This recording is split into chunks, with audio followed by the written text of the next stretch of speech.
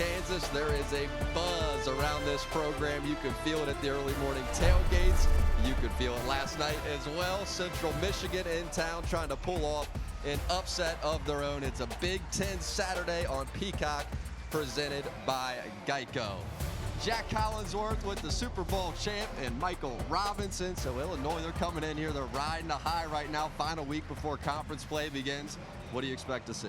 Well, first of all, Jack, this Illinois team, they're built in their head coach's image, Brett Bielema. This team is physical. They want to beat you up. They want to put you in a phone booth. But I tell you one thing, this team is going to go as far as their quarterback, Luke Altmaier's maturity goes. This guy has taken ownership of this offense, and this offense is on fire right now. It's going to be fun to see. How about over on the other side with Central Michigan? We've seen them in big games before. I'm thinking back to last year at Notre Dame. They had them in a tight one going into halftime. So how can they pull something like that off again here? Well, first and foremost, the quarterback, Joe Labus, cannot throw the Fighting Illini the ball like he did last week, a week ago. 5 interceptions. Hold possession of the football, run this offense through their running back position. They got a talented group of running backs. And Bert Emanuel Jr., we just saw him warming up. Many believe he's their best player. We just saw him warming up. He's officially questionable. They can find a way to get him going in this offense. It should be fun tonight. We've been hearing about him for a couple of years. It'd be nice to finally see him get out there on the field. He's been dealing with a little bit of a hamstring injury. They say that he is their best athlete. Can we finally see him in action? We'll kick this thing off from Champaign when we come back. It's a party's just getting started. Fireworks exploding. College football Saturday on Peacock. The following is a presentation of the Big Ten Conference. Welcome to a Big Ten Saturday on Peacock, presented by Geico. It is a perfect day in Illinois. Cool morning, starting to warm up now, though. Temperatures expected to be in the 80s. Got an 8-mile-per-hour wind we're dealing with as well. And we'll send it down there to those sidelines and Caroline Pineda.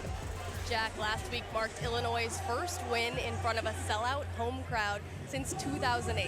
Head coach Brett Bielema called the end of that game euphoric and said afterward, "We were waiting for this moment. It felt like a long time coming." He told us yesterday he believes in enjoying the wins, no matter what team they come against. But after a win like that, Bielema knows players are exposed to people telling them how good they are. So he countered that with an intense practice on Wednesday, followed by what he described as their best practice of the week on Thursday. Yesterday, Bielema told us he was going to show the team clips from when Central Michigan played at Notre Dame last year, a 7-point game at halftime. Bielema said, "Sometimes players learn better from watching others, and he wanted to remind them what this week's opponent is capable of." Meanwhile, Central Michigan is looking to rebound from that 52-16 loss to Florida International. Head coach Jim McElwain said, "We've been too up and down to start the season. This week, a huge focus is eliminating the unforced errors."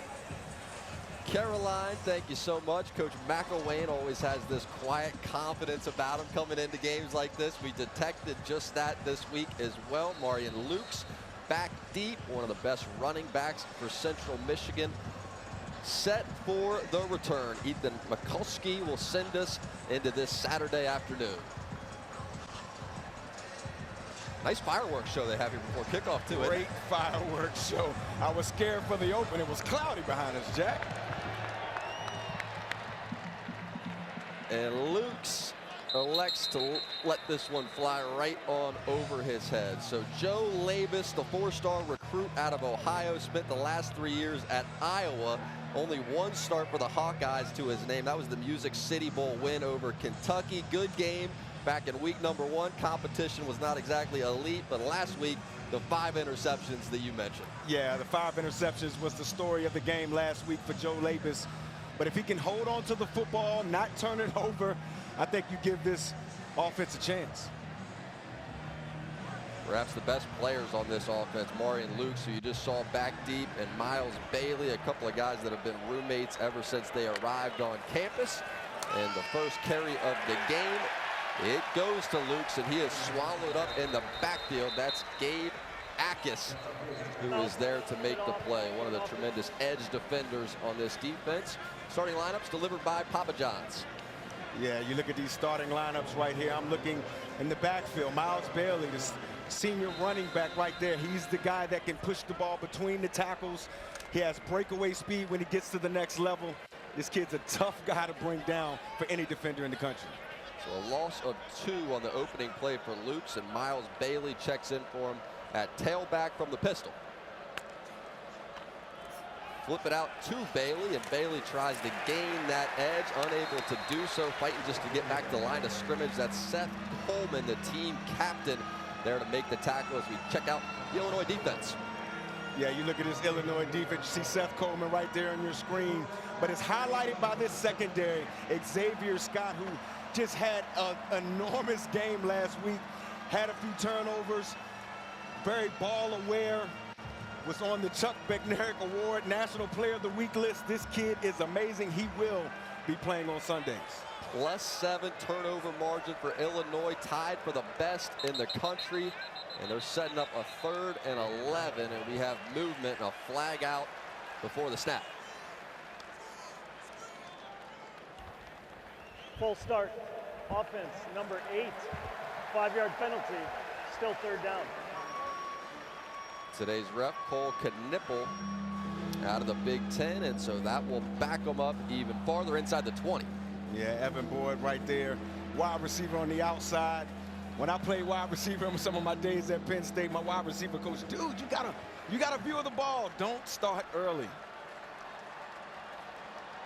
Man in motion is Chris Parker, bring him across the formation. Now Labus scans, pressure in his face immediately, and he ends up on his backside. That's Seth Coleman who is forcing the pressure. So Coleman makes the stop on the prior down and comes back to force the pressure and get Illinois off the field. Yeah, you see Seth Coleman just again, there he is right here on the edge of your screen right there. Just having the motor to dip around the tackle. This was a screen being set up by Central Michigan. Great defense by this Aaron Henry coach fighting the line now.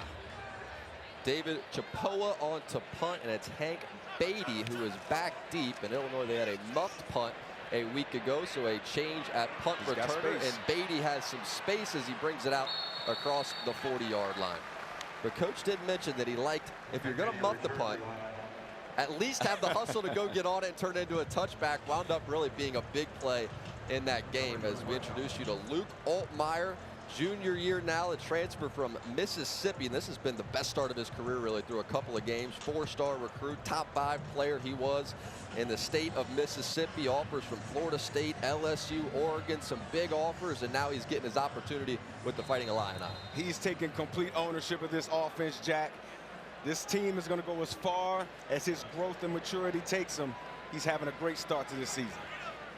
Caden Fagan starts the game at tailback. Open it up with a pass, swing it to the outside, and this is Franklin. Zachary Franklin entered the season as the NCAA's active leader in receptions, receiving yards, receiving touchdowns, as the starting offense delivered by Papa John's. Yeah, you look at Zachary Franklin. He's the coverage dictator for this Fighting Illini offense. Anytime he's one-on-one, Luke Altmyer has to give the go to throw it to him. Bring Colin Dixon across the formation. Altmyer, flip it out. Caden Fagan, all 250 pounds of him, stopped up just shy of the mark to gain. It'll bring up a 3rd and short for Illinois.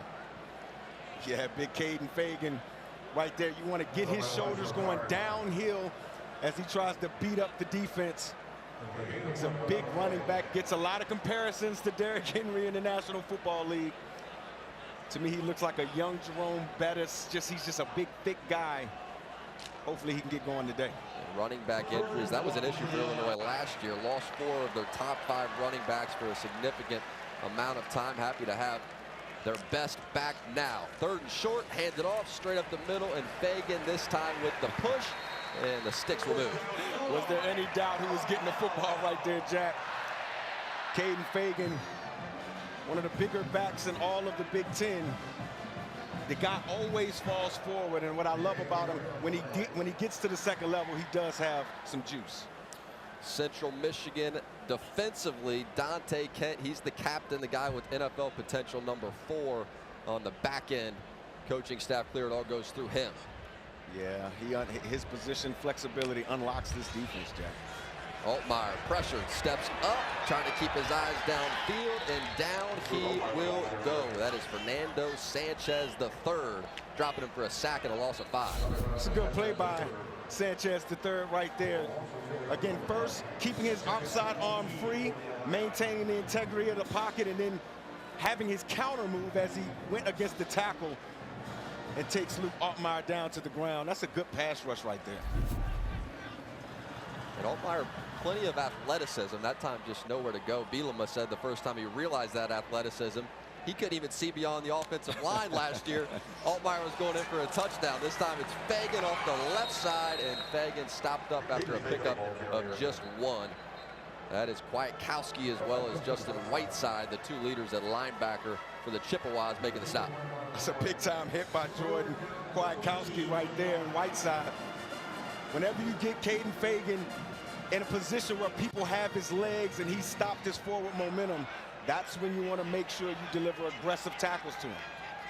So a 3rd and long for both offenses to begin. Altmyer, protection is great, plenty of time, fires, and this is caught for the first down. That is Franklin, who went to the ground to grab it in a pickup of 14.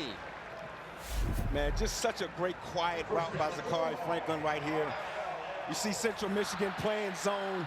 Zakhari just quiet at the top of the route. See how quiet he was at the top of the route?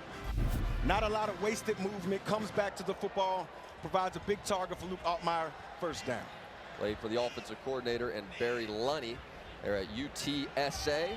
Quick stop at Mississippi in 2023, and now he is with Illinois and one of the best on the outside. Altmyer scans, fires, another completion, and breaking a tackle on the outside is Colin Dixon, and making his way down the sideline for positive yardage, and that's Kwiatkowski again shoving him out. Kwiatkowski is flying around this field early on. As you can see him right here, just at the linebacker level.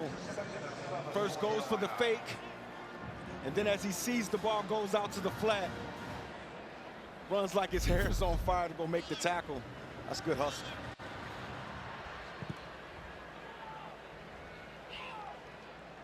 Second and 7, and a late shift from the Chippewas defensively. Hands it off to Fagan, and Fagan, with a couple of defenders in his face, is brought down. That's Caleb Spann that was there to make the tackle and force this 3rd down from the 30.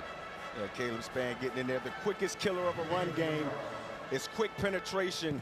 And if it's one thing that you want to do with a bigger back like a Caden Fagan, is you want to penetrate and get this guy before he gets ahead of steam going toward the line of scrimmage. A couple of running backs in the game right now. Valentine as well as Fagan on this 3rd down and 4. Beatty in motion across the formation. Altmyer, clean drop, taking his time, fires over the middle, and this is broken up, and that is Dante Kent there in coverage. The man we told you has NFL potential, the best in the secondary, coming up big on this opening drive for Illinois. The senior out of Harrisburg, Dante Kent, 5'11", 200 pounds, scrappy individual, great ball awareness and ball skills. You see him right there. Just a good zone coverage, and as he drives on the football, you have to make sure you don't drive through the receiver to get pass interference. It's a good play by Dante Kent. 4th and 4, offense stays out there. This might be in the range of Olano as a huge leg. Instead, they'll keep Altmyer and company out there. Altmyer, quick pass outside, complete, and picking up that first down is Zakhari Franklin. When we talked to offensive coordinator Coach Lunney yesterday, Jack, you remember he was telling us about Zakhari and just how smart of a player he is. You see Zakhari right here, he's going to let the action go, and then he's just going to kind of creep out here and run a post and present his numbers to the quarterback, and he's wide open. You see how you got to slow down to get into that space right there? That's great football IQ by Zakhari Franklin. 9 catches for 99 yards a week ago. Said he has brought maturity to that wide receiver room. How about Fagan? Fagan with a nice cut, taking it down inside the 15-yard line. That's Kwiatkowski who had to stop him from getting in the end zone. Yeah, this is the pin and pull game of Illinois right here. You get your pin down, and then the pullers coming around with big Caden Fagan behind them. It's a scary sight for any defense when you get this big guy right here. Right there, that cut when his shoulders turn north and south downfield, can run over any defender in the country. Keep Fagan in the pistol. Altmyer drops the pass. Altmyer wide Bryant, the team captain, with the 11-yard touchdown grab. Big time play design. Number 75, Illinois, has checked in the game as number 94. Number 94. We used to call this crossed off, and you get a little quick fake right here, and then you have crossers deep downfield. As you see Pat Bryant as he's working, as he climbs and becomes wide open in the back of the end zone. Big time play design, even better throw by Luke Altmaier.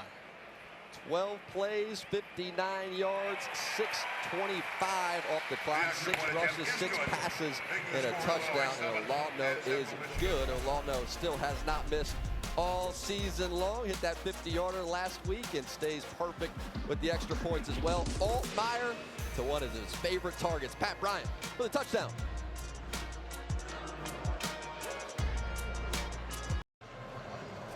And don't miss the Peacock original, Mike Grau's favorite show, Fight Night, starring Kevin Hart, Pete Henson, you know, your man, Terrence Howard, as well as Samuel L. Jackson, streaming now on Peacock. Taraji P. Henson and company. That show's good, though. It is a great show, okay? Great show.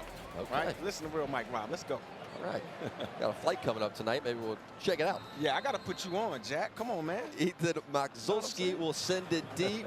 Marion Lukes let the first one fly over his head, and he is back there as well with Nari Biggins. Yeah, we're looking at this Chippewa offense. See if they can find some explosives on this next drive, challenge this secondary of the Fighting Illini. Take 2 in the same result, flying over the head of Marion Lukes. So first offensive series for Labus and company did nothing but go backward. How do they get themselves settled in here? Yeah, again, I think they have to challenge the secondary of this Illinois defense. Maybe some bubble screens, some things on the outside. Get the ball in the hands of your playmakers in space and force tackles from this Illini defense. It's an interesting offensive design. It's really a group decision when it comes to play calling. See Jim McElwain, the head coach and offensive mind, and so he is overseeing that process. We'll explain as this drive goes along. Hand this one off and trying the left side of that offensive line for a few. Good push there by the offensive line that was able to get behind him and pick up 3. That is Miles Bailey. Yeah, Miles Bailey, again, he's more of the inside the tackles runner, but this offensive line for Central Michigan, they're very experienced. They have 3 starters returning from a season ago. Brought some guys in, but they want to lean on you with their double teams and their pin and pull game and see if they can find some space. There are a couple of guys across the formation, including their tight end and Gavin Harris. 2nd and 7. Labus has a completion. Nice route run on the outside by Chris Parker. Last year had a big season for Central Michigan, and he's getting himself going to begin this season as well, already over 100 receiving yards. Yeah, really good play design right there. Again, after the movement, you get the bunch to move to the other side, and now you're one-on-one down here. And it just clears up the space for the quarterback, Joe Labus, right there. 3-by-1 formation. When the defense adjusts to the guys on the 3 surface side, you throw it to the guy that's one-on-one backside. Great play design and decision. Marion Lukes checks into the game at running back. Now they'll shift him down into the Wildcat. And Lukes awaits the snap, fakes it across the formation, takes it straight up the middle. Nice play design like we told you about.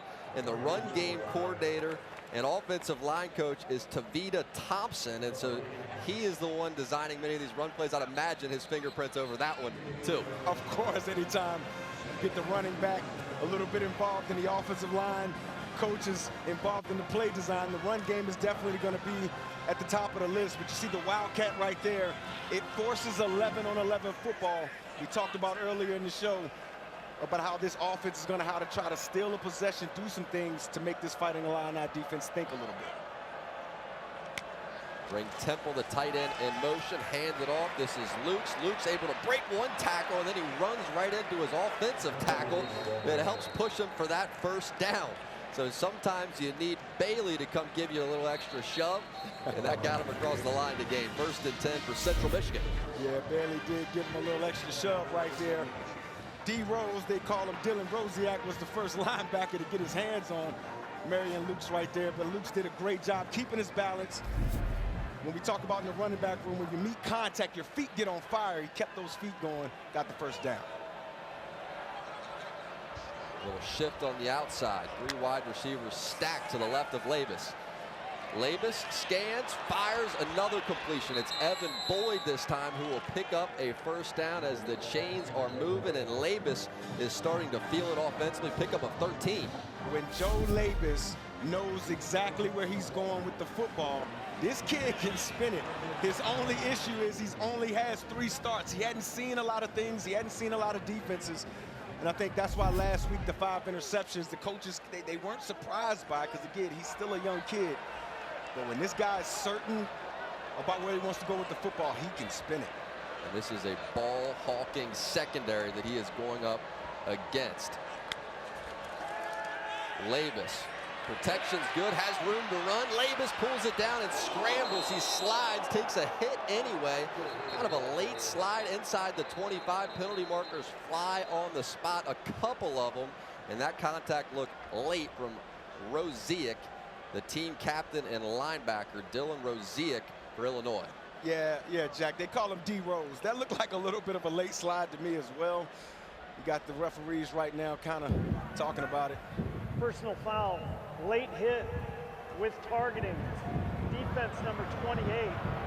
Penalty is half the distance to the goal. Previous play is under further review.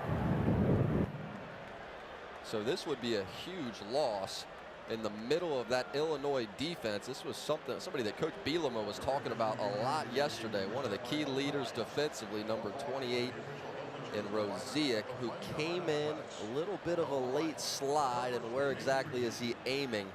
I'll let you break that down. Yeah, I mean, again, you see the little bit of a late slide. They said it was targeting. You can see Dylan kind of punching at the football as well. But as a defender, you're just kind of stuck in a funny situation because the quarterback's sliding. And so the contact is going to look like it's at his helmet, you know? And you got to think that Dylan Rosiak wasn't aiming at his helmet right there. This is a tough one. Let's see what the referees come up with. So called targeting on the field. And the slide was not immediate. You know, he's coming in, he's flying over to make the tackle, try to stop him short and eat up some of that green grass that was out in front of Labus. And then when he decided to give himself up for Rosiak, it was a little bit too late in that process, the way he plays. Yeah, it's tough to be a defender. You got player safety, and you have to protect the guys out there on the football field. And they put the burden of responsibility on the defender to hit the ball carrier in the right place. You see Joe Labus right there, getting his wits with him, getting himself back together. And you mentioned Rosiak coming in, maybe trying to punch at that ball. He had his 5th career forced fumble in week 1 against Eastern Illinois, and that is what the coaching staff was discussing with us yesterday, is he has this incredible ability to put that right hand punch on the football. And all of a sudden the football changed. It got a little bit lower there as the quarterback slides, but he did hit that ball again. For targeting. However, a personal foul late hit will still be enforced. Half the distance to the goal. It'll be 1st and 10, Central Michigan. I think they got the call right. Yeah. I think that was good. Good job by this referee crew right here. So the late hit will stand, but the late hit really was on the football. It was a pure shot. When you saw that slow-mo, he got that hand right on top of it. He did. He does best. He got the football out, and again, I used to hear defensive coaches all the time. The ball doesn't come out if you aren't aware of it. You have to be aware of it. Dylan Rosiak, they call him D. Rose around the locker room. He's definitely ball aware. Miles Bailey checks into the game at running back. 1st and 10 inside the 15 for the Chippewas. Hand it off. Bailey with a nice stiff arm, and he carries this ball inside the 10. That is Rosiak making the tackle for Illinois. Yeah, this run game from Central Michigan, we call this a gap scheme run game. Whenever you see big guys, see 75 right there pulling 59, getting out there in space, D. Rose again on the tackle. But what it does is it allows double teams, and it allows big guys to lean on people defensively. It's a good run plan. Arian Lukes checks back in at tailback from the pistol, back into the Wildcat.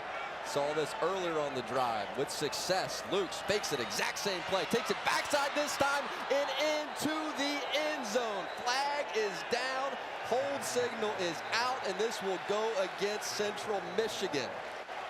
So the hole opened up beautifully, and maybe that's why. During the run, holding, number 68 offense, 10-yard penalty, repeat second down. A swat out right there with the hold, messes up a touchdown. But again, after the shift and you get everybody over here, the Fighting Illini, now their defense is a gap short right here. You see the offensive staff of Central Michigan, they found something in this Wildcat formation. I can guarantee you, Jack, we're gonna see this again. You can see the hold right there by Swarthart. Yeah, when a play caller finds something they like, and Illinois has not had a chance to go back to the sideline and get the whiteboard out, No. come up with a solution just yet. Back to it they came. The hold, though, will back them up. Now 2nd and 15.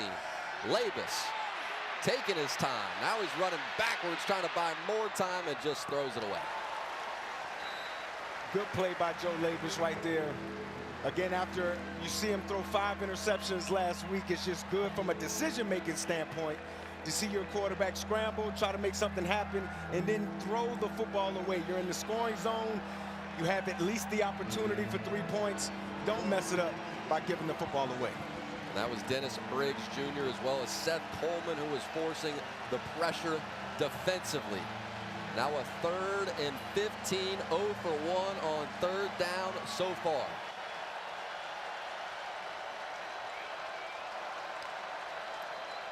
Labus from a clean pocket, quick pass to the outside, and just going to try to get his field goal kicker better positioning. That's Miles Bailey with the grab, working on Matthew Bailey. So Bailey and Bailey on the outside, and the field goal unit trots out.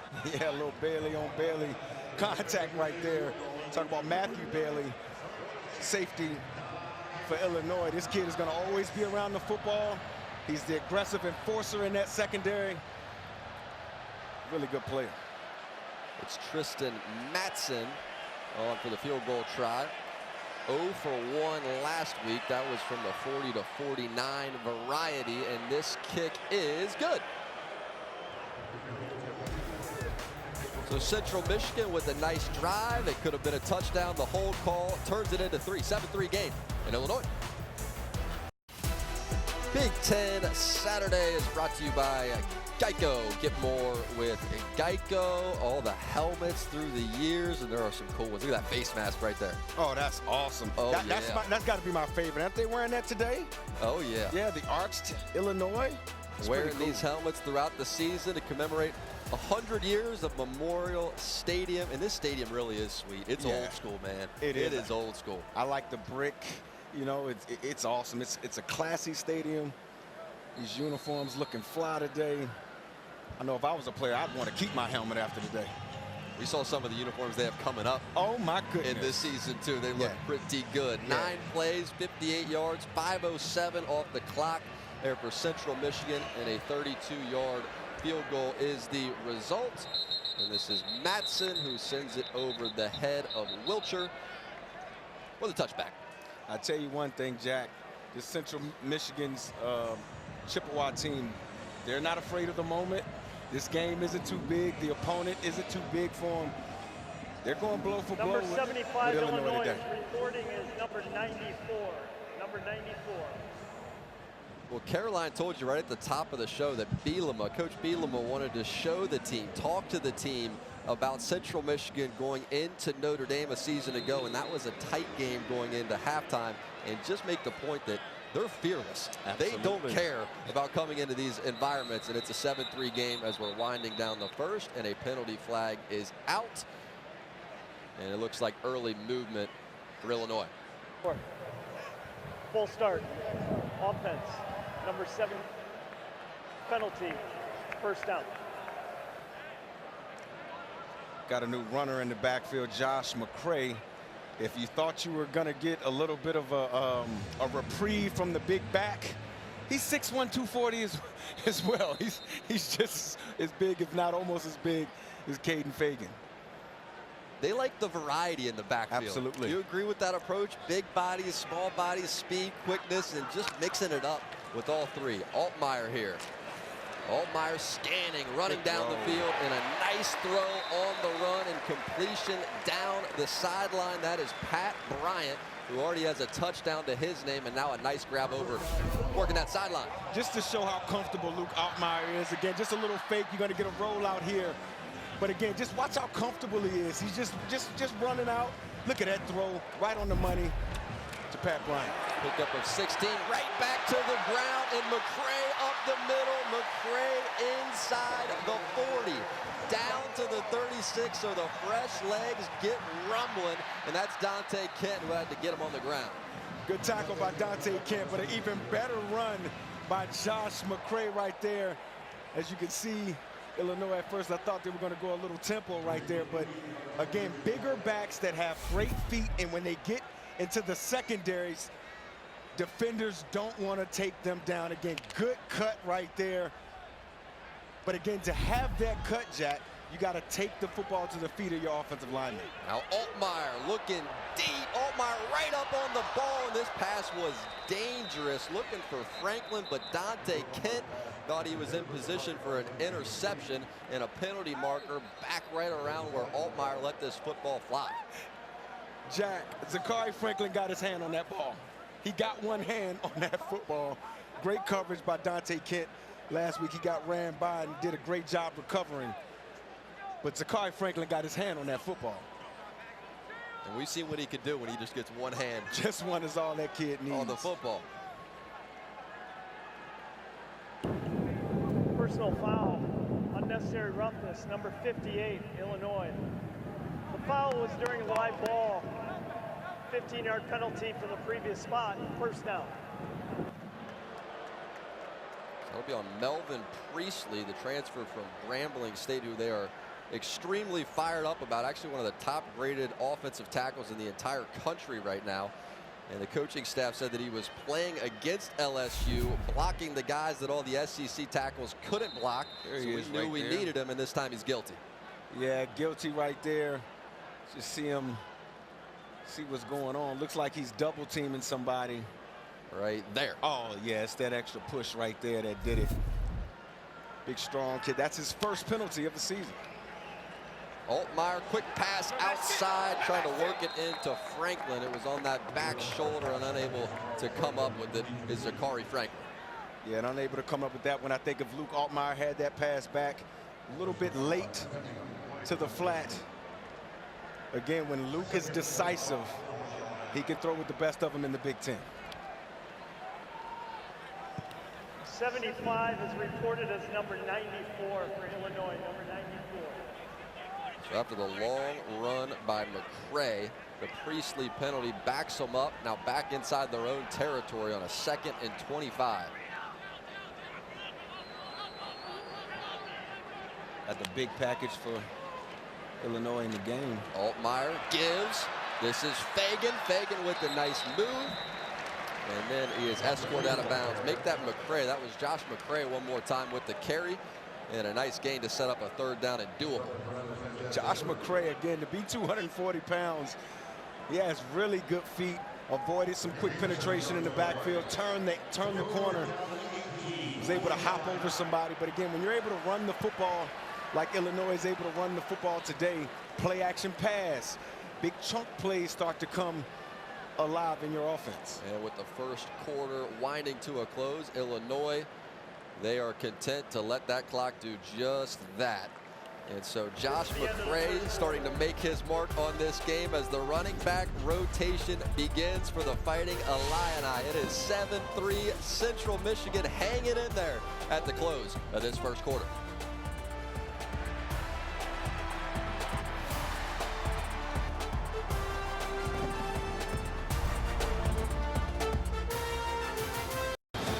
Welcome back to Champaign. 7-3 ball game. Illinois on top, and down to the sideline we go. And Caroline Pineda. Well, we've talked about Central Michigan's experience in these big games. Watching their offense on the sideline, they've been fired up. Running back Marion Luke saying, we're running that ball. Other players saying they can't mess with us. And guys, interesting, Bert Emanuel Jr., we talked about being questionable coming into today. The coaching staff told us he could play anywhere. He has been sitting with the quarterbacks and talking a lot with Joe Labus.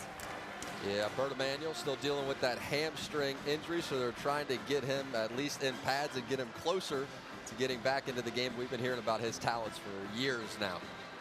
Yeah, Coach McElwain told us this week we could see him at safety, corner, tight end, wide receiver. I mean, the kid could play anywhere. I thought he was joking, but he wasn't smiling, so I didn't know really how to take that. Saw him warm up in pregame. He was with the quarterbacks.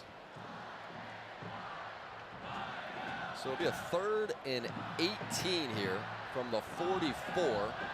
And David Alando, the kicker, he had a 50-yarder last week. That was into a 10-mile-per-hour wind. They feel like he can hit from 60, so maybe just set him up with an opportunity to see what kind of a play call we get.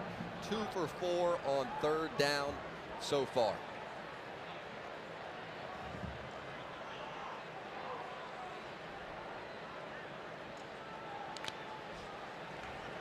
Altmaier, pressure, Altmaier is dropped in the backfield. Elijah Ricard shot in like a rocket and dropped him for the sack. Loss of 9. See Ricard right there. Whenever you have all of these people at the line of scrimmage, as a quarterback, your antennas have to go up. Central Michigan does a good job of dropping guys in the interior and having guys come off the edge. You see Ricard right there, untouched. Luke's lucky he didn't fumble that football. It's Hugh Robertson on to punt, and Dante Kent back deep to receive, and he already has a punt return touchdown to his name on the season. Fair catch called for this time right there at the 16-yard line. So following a smooth drive, can Central Michigan do it again? Down 4.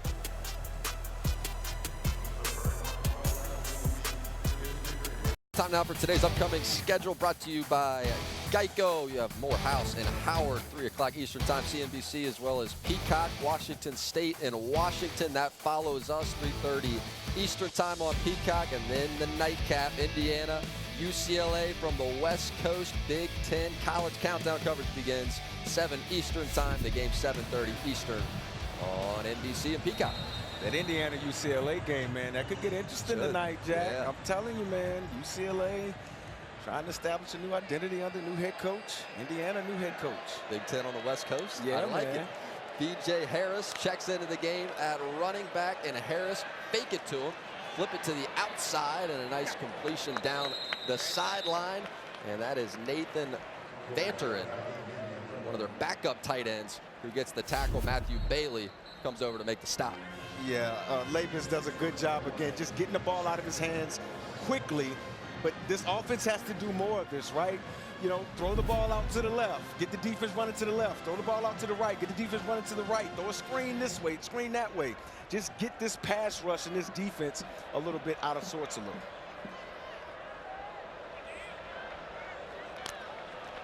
Labus, who has been in rhythm, stays in rhythm, and a huge shot put on right over the middle, and still down is Chris Parker.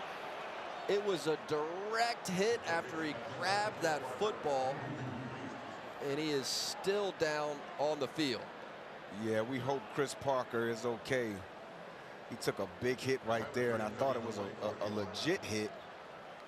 But Miles Scott, oh my goodness, putting his shoulder directly on the football. That is an impactful, aggressive tackle. Timeout. Yeah, you see Chris, he gets up, he's okay. It's good to see him run off the football field.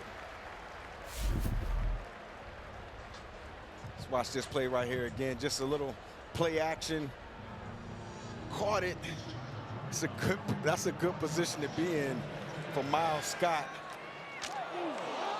Completely separates the wide receiver from the football. That's a good play.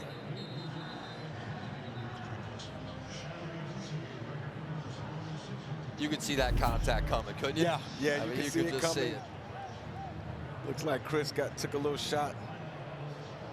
to the lip a little bit. But when you have defensive backs that make aggressive tackles like that, it makes you think twice when you put your arms out to catch the football.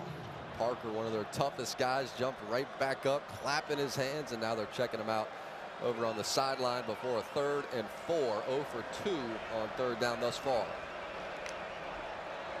Labus scanning, and this is a drop.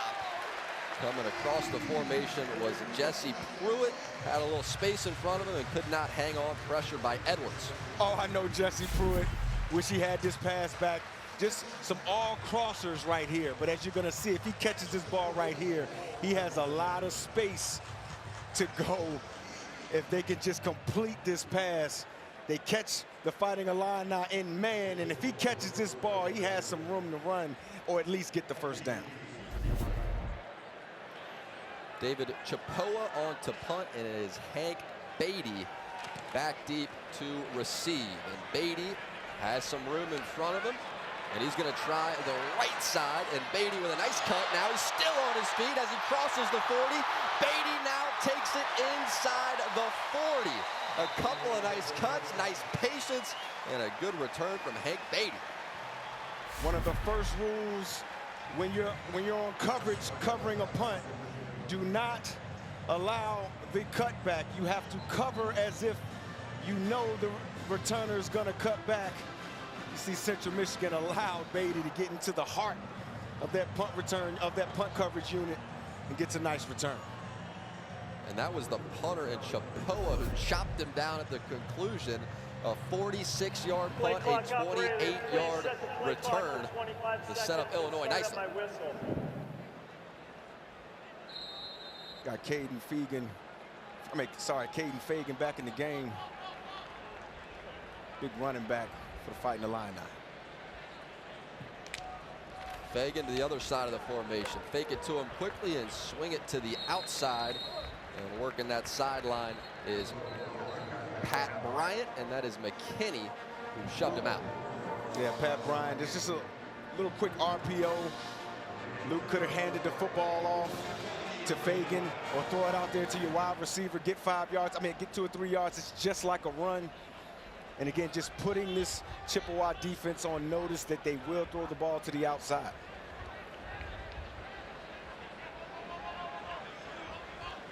Bring Colin Dixon across the formation, and a penalty marker is out. That's going to be movement on the offense. Full start. Offense, number 85. 5-yard penalty, 2nd out. It's on Tanner Arkin, tight end and team captain. Yeah, Tanner Arkin right there. He's more of the blocking Y type tight end. Does a good job capturing the edge. See him right here, right there on the edge. Just going a little faster.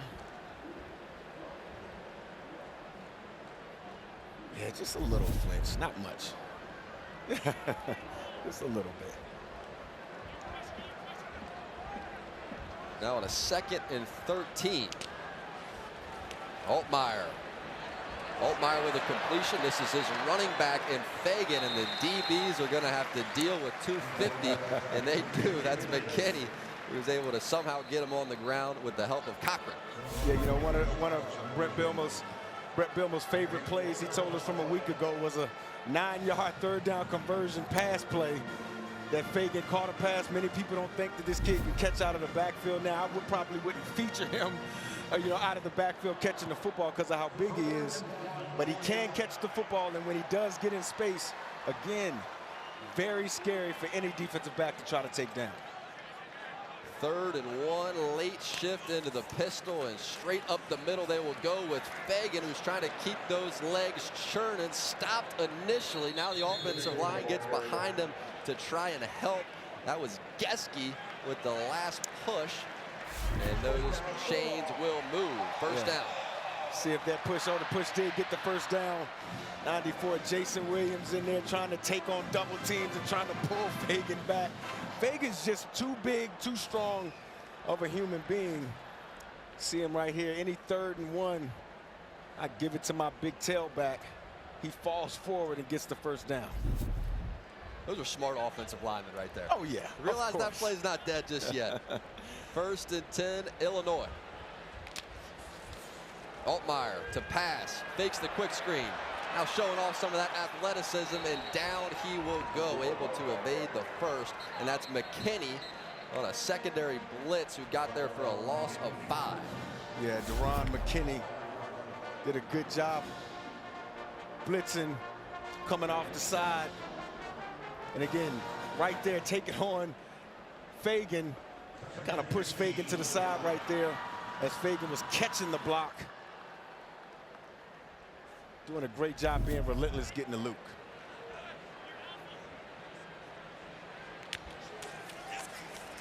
Altmaier gives, Fagan wrapped up in the backfield and dropped in the backfield. It's Michael Heldman who got a hand on him and would not let go.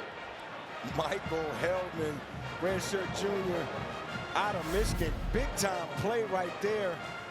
Just getting into the backfield and getting the running back before he can get going. Great inside move right there that he put on. Big time tackle. J.C. Davis makes the tackle for a loss in the backfield.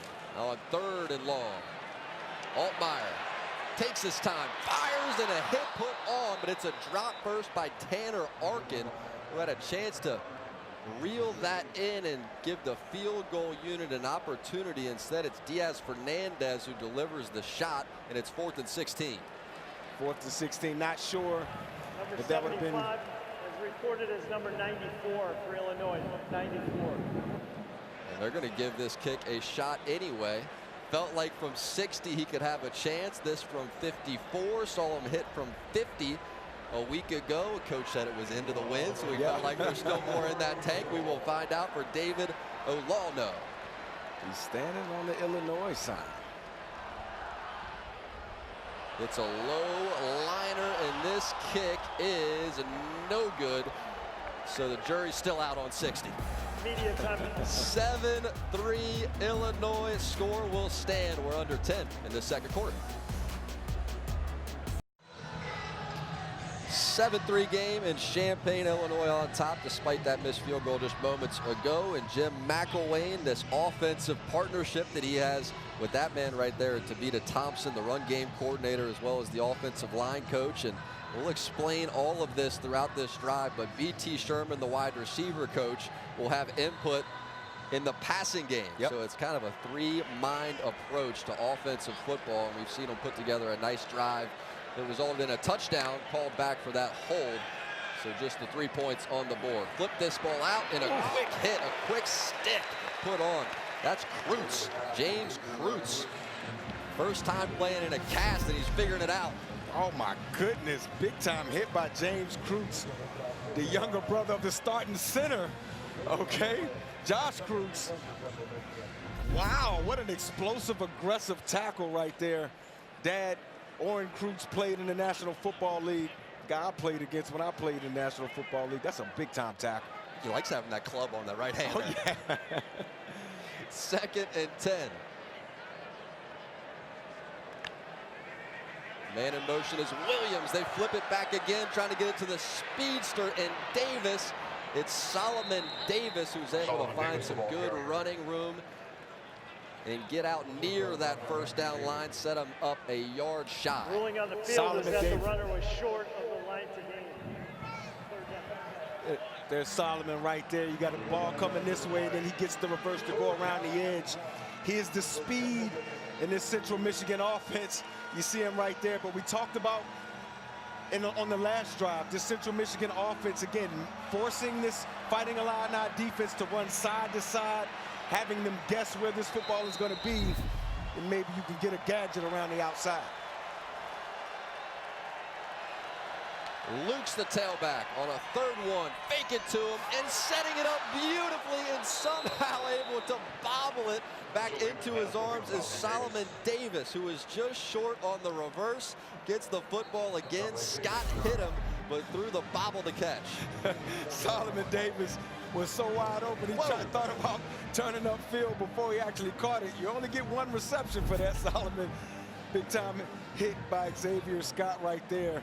But Solomon Davis getting a little bit more tick this week because Stephen Bracey didn't make the trip So he's a little bit more involved in this offense. He's the speed guy in this offense.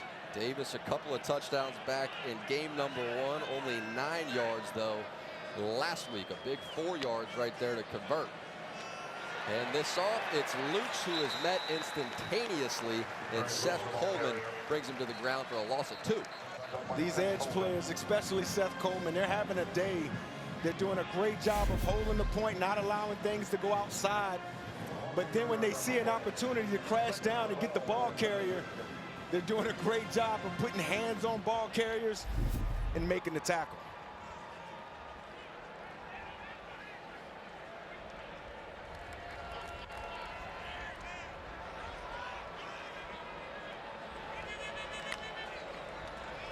On a 2nd and 11, Labus makes one man miss. Now he completes it. This is out to his running back. It's Lukes, and Marion Lukes is making the case that he was not down yet. The refs will disagree, but a nice gain nonetheless. Yeah, nice gain. Great pocket movement, a good pocket movement from Joe Labus right there, avoiding the sack, just getting the ball out to your check down. Marion Lukes right there getting positive yards. As a runner, we never think we're down, Jack, so I understand exactly where he was coming from. It's a good mindset. Central Michigan, they were over on 3rd down before this drive. Just hit Davis. Now see if they can convert again. 1 for 1 so far on this drive.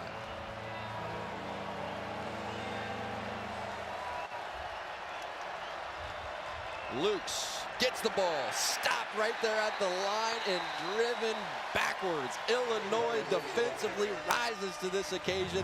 Matthew Bailey, 6'2", 215, the sophomore out of Illinois with the stick. 4 tackles last week.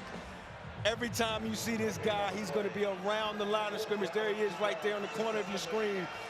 But oftentimes, safeties aren't accounted for in the blocking unit. So a lot of times they're free players, they're free hitters. So you have to be a playmaker when you're around the football. Matthew Bailey's definitely Illinois' playmaker. Offense stays on the field for a 4th and 2. Labus. Now Labus flush. Labus with pressure in his face. He's hit from behind, and it could have easily have been an interception. That was Seth Coleman who arrived. Labus never saw him coming. And it could have been a whole lot worse for Central Michigan. They rule it an incomplete pass. But man, could that have got nasty.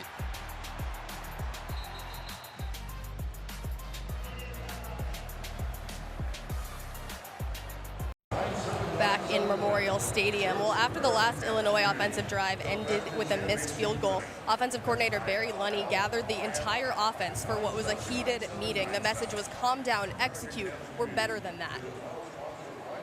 Well, we will find out if they are. Their defense, Caroline, certainly was better than that on 3rd and 4th down. And that was Holmes who about had an opportunity for a pick 6. The ball hit him right in the chest. Hit him right in the chest, but you know, he's a defensive lineman, okay? I'm not saying anything about his athleticism, but those guys don't deal with the football that much.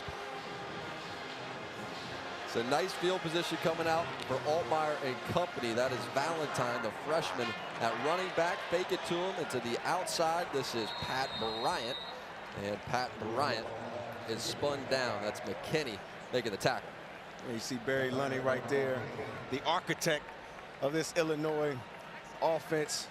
You also mentioned Khalil Valentine. Lunney told us they had no issue last week when the game was on the line putting this young kid Valentine into the football game. This freshman, 4-star recruit from a year ago.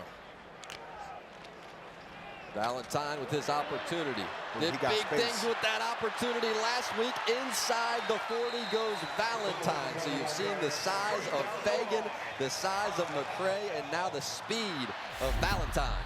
And again, it just presents a different look to the defense. You see Valentine bounce this thing right here. Now, you're not going to see this type of speed from Caden Fagan and some of the other bigger backs in the Fighting Illini backfield. And so when you're a defender, you have to approach these guys differently. With some tempo, straight up to the line and a completion to Valentine, who came out of the backfield, turned around and was ready for it. That's Sanchez who's there for the stop. Yeah, you see Luke Altmaier right now just running the show. They went for a little tempo the play before. Now he's telling them kind of huddle up.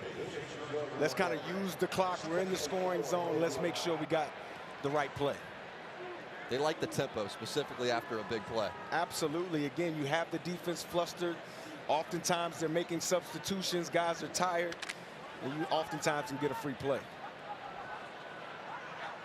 2nd and 4, flip it out for a reverse. This is Bryant, and Bryant is he able to gain the edge. He tried to get there, but gave up so much ground in the process. It's Davis and Pace, Jonah Pace, who was there to make the stop. Yeah, good job by Jonah Pace and Davis. Again, getting upfield, right? And when you get upfield, when the ball comes back your way, you're in a position to make the tackle or at least string the ball carrier out so that you can use the sideline as your extra defender. You see him right there running Pat Bryant down from inside out. 3 for 6 on 3rd down thus far. It's a 3rd and 5. Try the run game and forget about it.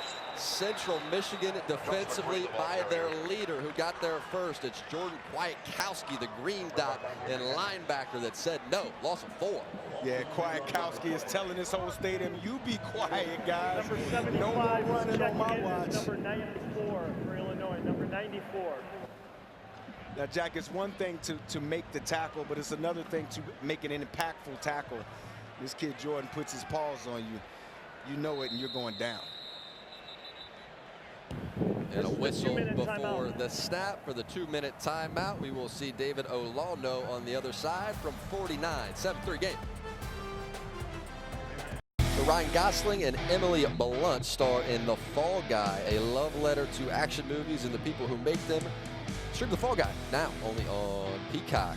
Let's see if David Olano can be a guy. He missed from 54. This is from 49.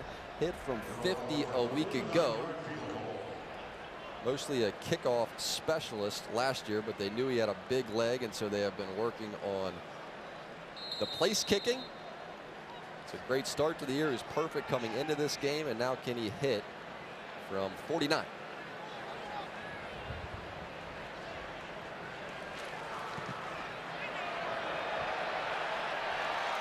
And that is the Olano that we know. Right down the middle, Jack.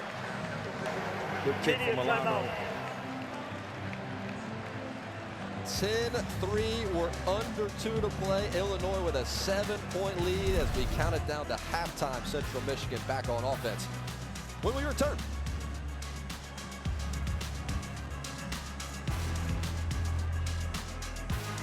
Fighting Illini in their final week before conference play gets cranked up with Nebraska. That on September 21st. It was easy in week number 1. Eastern Illinois 45-0, and then a 23-17 win over Kansas, or 19 Kansas that is, last week, and here they are with Central Michigan. Yeah, you talk about last week. That was a huge win for this Illinois team, and I think the slow start can be attributed to just how emotional that win was last week. I think they're fortunate to still be in the lead. Maxolski will send it deep, and as he has done every time in this game, over the head of Marian Lukes. So now Central Michigan, they find themselves in an opportunity to go down here, potentially even tie this game. Couple of timeouts to work with and 1:55 on the clock. What do you like? Yeah, again, I like what they're doing when they're just spreading the football around, right? Screen here, play action pass here, a toss play to the other side. Like, get this Illinois defense running, and so that you can find an edge somewhere. And we talked about this Illinois team coming off that emotional win. If I'm Central Michigan and if I'm on that sideline, I'm saying, hey, guys, we need to continue to put doubt in this team's mind so we can have a chance in this second half.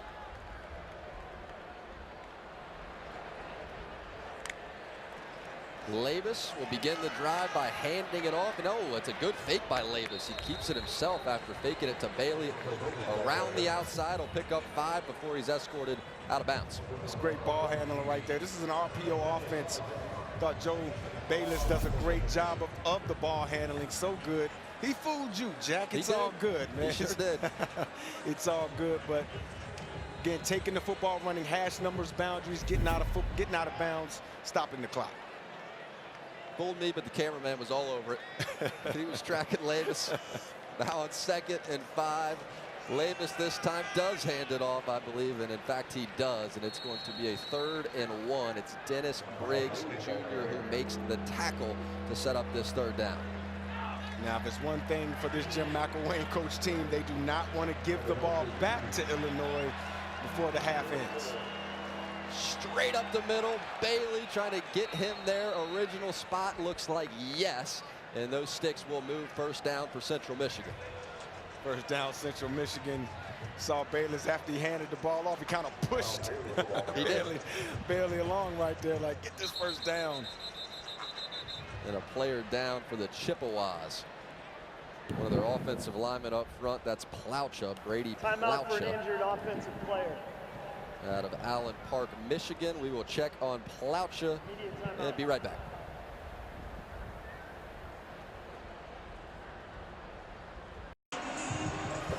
Coming up on the Xfinity halftime report, early action, Alabama and Michigan. You got upsets brewing across college football, and a look ahead to the Apple Cup that is following us right here on Peacock. And Plaucha able to make his way off the field under his own power, and it's Koivisto, Martin Koivisto, that checks in for him at right guard. Yeah, this Central Michigan offense, they're going to have to figure out a way to get some explosives. Timeout, Illinois. 1st charge timeout of the half. Don't see that every day. 30-second timeout. Right after the injury, so it's almost a back-to-back timeout right here. Sorry, what were you saying, Mike? No, yeah, almost a back-to-back timeout, but this Central Michigan team is going to have to figure out a way, especially offensively, to challenge this Illinois defense downfield. When you look at the safeties, you know, Miles Scott and those guys, they're creeping up, Jack. They're like around 10 yards now, 10 or 11 yards.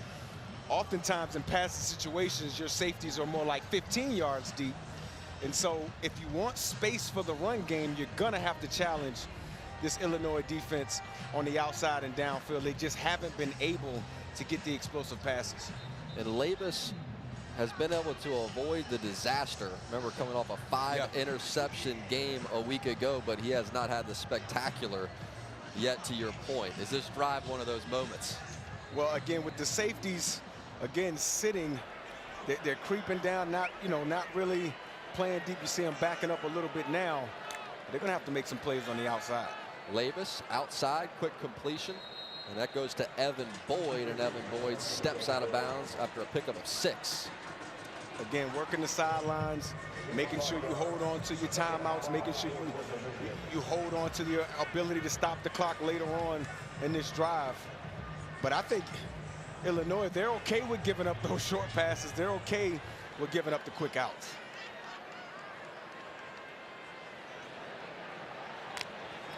Now on 2nd and 5, Labus, similar looking design, back to the sideline. It's Jordan Williams this time, able to stop that clock at 1:20.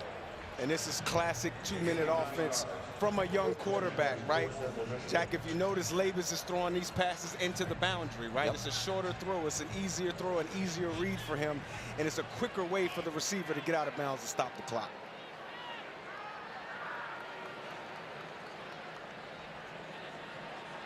From midfield, Labus hands it off straight up the middle. Huge gap opens up. This is Bailey who takes it inside the 20.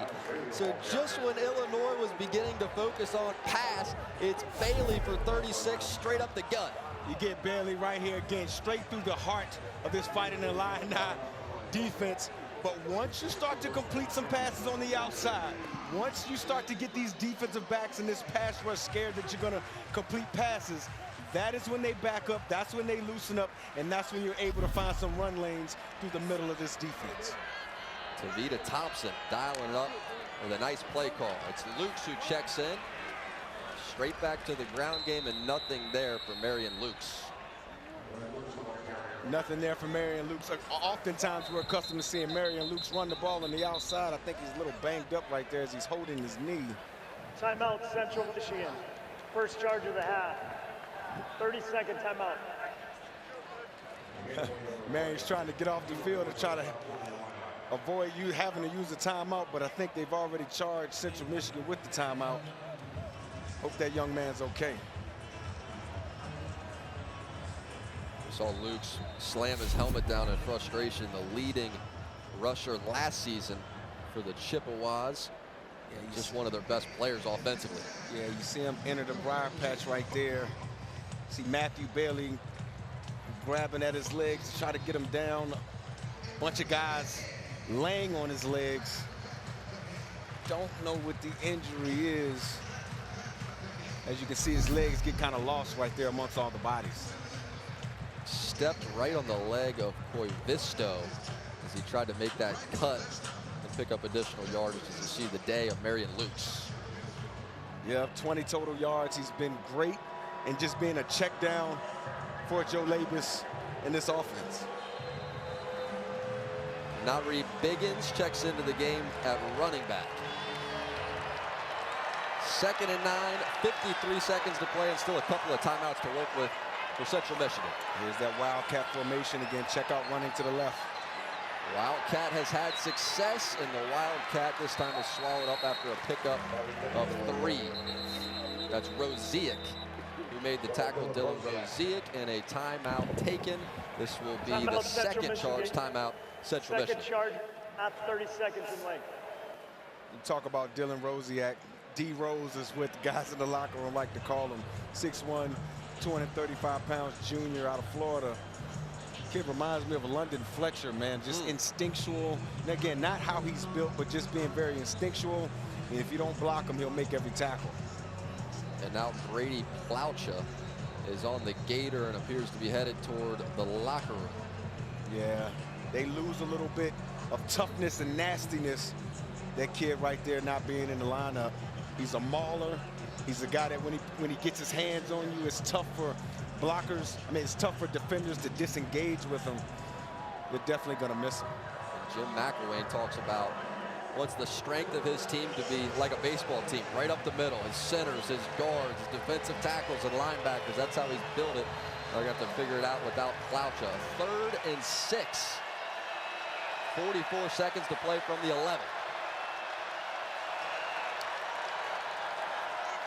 Labus with pressure in his face, firing towards the end zone, and out of the back of the end zone, it will drift. Xavier Scott was there ready for another interception if it was inbounds. Yeah, Xavier Scott was there and ready. Very smart player. Aaron Henry told us, defense coordinator Aaron Henry told us this week that he keeps a very simple playbook just so his guys can play fast. You see right there, the defenders keeping everybody in front of them, doing a great job playing this little spacing concept. Again, not allowing the passing touchdown. So Tristan Matson from 29 yards away after a nice drive out of Central Michigan to close out this half, and that kick is good. So right back to a 4-point game. You'll take that if you're the Chippewas. Absolutely, you'll definitely take that. 4-point game, 36 seconds left. Make sure you go into the halftime, go into the half with great momentum. Just don't let this Illini offense get anything rolling before the halftime ends. Jim McElwain's smile over there on the sideline tells you all you need to know. And just a reminder, the Premier League is on USA. North London Derby as Tottenham hosts Arsenal tomorrow at 9 a.m. Eastern time on USA. How aggressive do you play this if you're Illinois offensively? 36 seconds to play. I think what you're going to see is the first play offensively, if they don't get a return, the first play offensively, you'll get a screen or a draw just to see if you can get a, some type of easy, explosive play. And if you get 10 or more yards, I think Luke Altmaier in this offense, they're going to go into 2-minute mode, see if they can get some points. So Ethan Maxulski send it deep. Actually, they're going to make a little bit of a change here. Yeah, Tristan Bring Matson. in Tristan Matson. So it's Matson who will send it deep, and back deep on the other side of it is Beatty. And it will not matter, as well as Wilcher, content to let that ball drift back over their head. So it is 10-6, a couple of timeouts for Altmaier to work with, and we will figure out how aggressive they're feeling. Yeah, and again, with the arm talent that Luke Altmaier possesses, the timeouts, the guys like Zachary Franklin, Pat Bryant on the outside, with speed, with Colin Dixon. I mean, this offense has enough to push this ball right down the football field. They just have to get a good drive starter. Again, draw, screen, something to get this group going. Altmaier's been efficient, 10 of 13 in this first half. Now Altmaier escapes the pocket, eyes stay downfield, and out of bounds. The throw will go. Yeah, good decision by Luke Altmaier right there, just throwing the ball into the dirt, stops the clock, gives yourself a chance to make another play. Pressure in the face of Altmaier put on by Keyshawn Hayden. Oftentimes last season, and again, this is just showing the growth and maturity in Luke Altmaier. Oftentimes last season, he would be in this same spot. You just see him try to make a play downfield, try to push the ball into a tight window and turn the football over or make a bad play for the offense. This year's been a little bit different. He's been okay with sacks. He's been okay with throwing the football away. He's been okay with living to fight another day. Altmaier taking his time. Plenty of time. Now steps up, delivers a beautiful pass straight down the middle of the defense, and this is reeled in by Pat Bryant. Now you're in business. That clock will stop momentarily as Illinois going to try to save their timeout. A pickup of 31 for Bryant. And again, you can throw the ball in the middle of the field when you have multiple timeouts. And now they'll burn their Timeout, second. Illinois. Second charge timeout of the half. 30 seconds. I love this kid, Pat Bryant. You're going to see him right here in motion and then run the basic. Great pocket movement by Luke Altmaier as he climbs in the pocket to buy time for big Pat Bryant to get open. As you can see, Pat Bryant throttles it down in between the defenders, makes himself big and open for Luke. You can see what Luke's seeing right here. He's just buying time. That stepping up in the pocket is just buying time so his guy can get open. Big time explosive reception from Pat Bryant. Bryant, the leader of that receiver room. Coaching staff was saying he's just as happy to throw a block as he is to catch a pass down the field. It's just who he is. Absolutely. And I was concerned, I'm not going to lie. I asked Barry Lunny, did they have any concern when they brought Zakhari Franklin in? You know, wide receivers, man, you know, people call wide receivers divas. He said, no, not Pat Bryant. Pat Bryant understood the need. He understood what Zakhari would bring to this offense. The first one in the building, last one out. Definitely an example for young players on this team. So now the field is flipped for the Fighting Illini. Altmaier back to the air and somehow catches his own deflection. Altmaier takes out the referee. What a wild play that was. And now you're going to have to use a timeout if you're Illinois. Oh my, it was Pace with the deflection, Altmaier with the reception, and the rep was in the wrong place at the wrong time. Timeout, Illinois. The referee. Their third and final charge timeout of the half. Game clock operator, please reset the game clock to 8 seconds. Throw 8. First of all, you get Luke catching his own pass. Thank you. Right, and then Oh no. watch the tackle from the umpire. Look at that. Let's check this thing out again. Looked like Jonah Pace got his big paw up there to knock the ball down. Luke catches it. And that's Man. That's Ed Feaster. Yeah, there's the smile. What's going on, Ed? It's all good, man. I hope you're all right, big dog. You're going to be sore tomorrow. Hey, you step on a football field, that just comes with it, Mike Rapp. Oh, man. Board operator, please put Illinois timeouts at 0. So Feaster with a thumbs up, he's all good. The downside for Illinois is that final timeout is Thank you. gone. So now just 8 seconds to play. If you pick up that first down, that clock will stop momentarily. It's a 2nd and 7. Have to be careful if you're Altmaier. Yeah. And now a Timeout, timeout Central defensively. Michigan. Third and final timeout of the half. 30 seconds in late. Yeah, I think defense coordinator Rob Akey just wanted to see what the Fighting Illini would come out and see what their formation would be, see how they were going to try to attack the Central Michigan defense. Looked like they had trips down into the boundary. Looked like they were going to try to get a quick throw to the boundary. That would be my thinking if I was Barry Lunny, the offensive coordinator for the Fighting Illini. Get a quick throw, see if you can get 10 to 12 yards on the boundary, get out of bounds, stop the clock, and see if you can get some points before you go into halftime. Akey, old school coach, been around college football for a long, long time. and he's found a nice home with Central Michigan. Now just trying to get his defense off the field. 2nd and 7, 8 ticks remain in a 10-6 game. Central Michigan is in this fight. See if this defense can hold pat for halftime. Altmyer pressured. Altmyer escapes it and fires the football toward the sideline, just efforting for an incompletion. He got one. Altmyer thought he was hit late. The referee will disagree. That's Michael Heldman who was in his face. Yeah, Michael Heldman has had a good first half.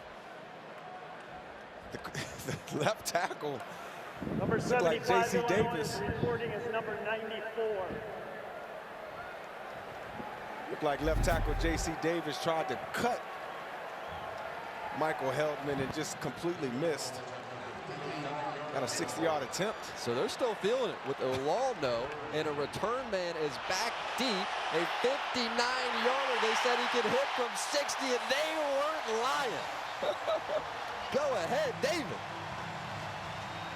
David Olano sends the Fighting Illini.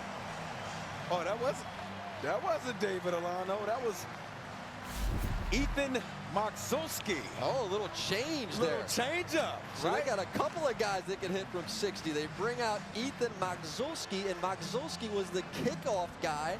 Olano, who missed from deep earlier, maybe forced the change.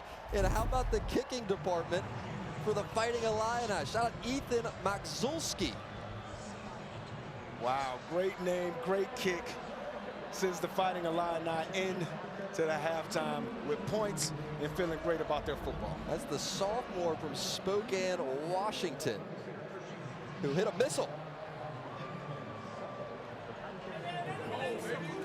So that's a nice end of the half. Really, things were going wrong there. Altmyer with the reception on his own pass, forces that last time out to go away, about gets sacked, and then somehow end up managing 3.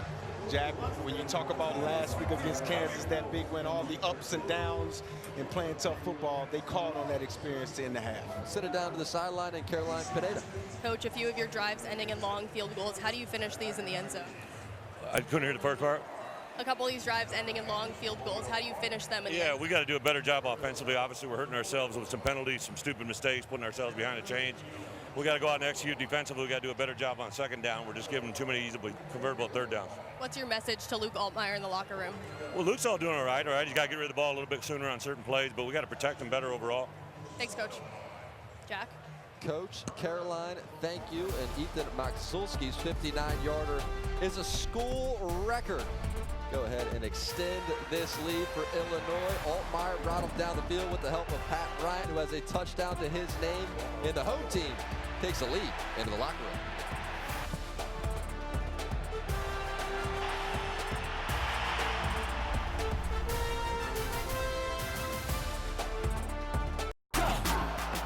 This first half recap is brought to you by Geico. I'm on a mission now. No, you can't stop me now. I keep it coming now. No, you can't stop me now. I'm on a mission now. I'm on a mission now. I'm gonna crank it loud and keep it coming now. No, you can't stop me now.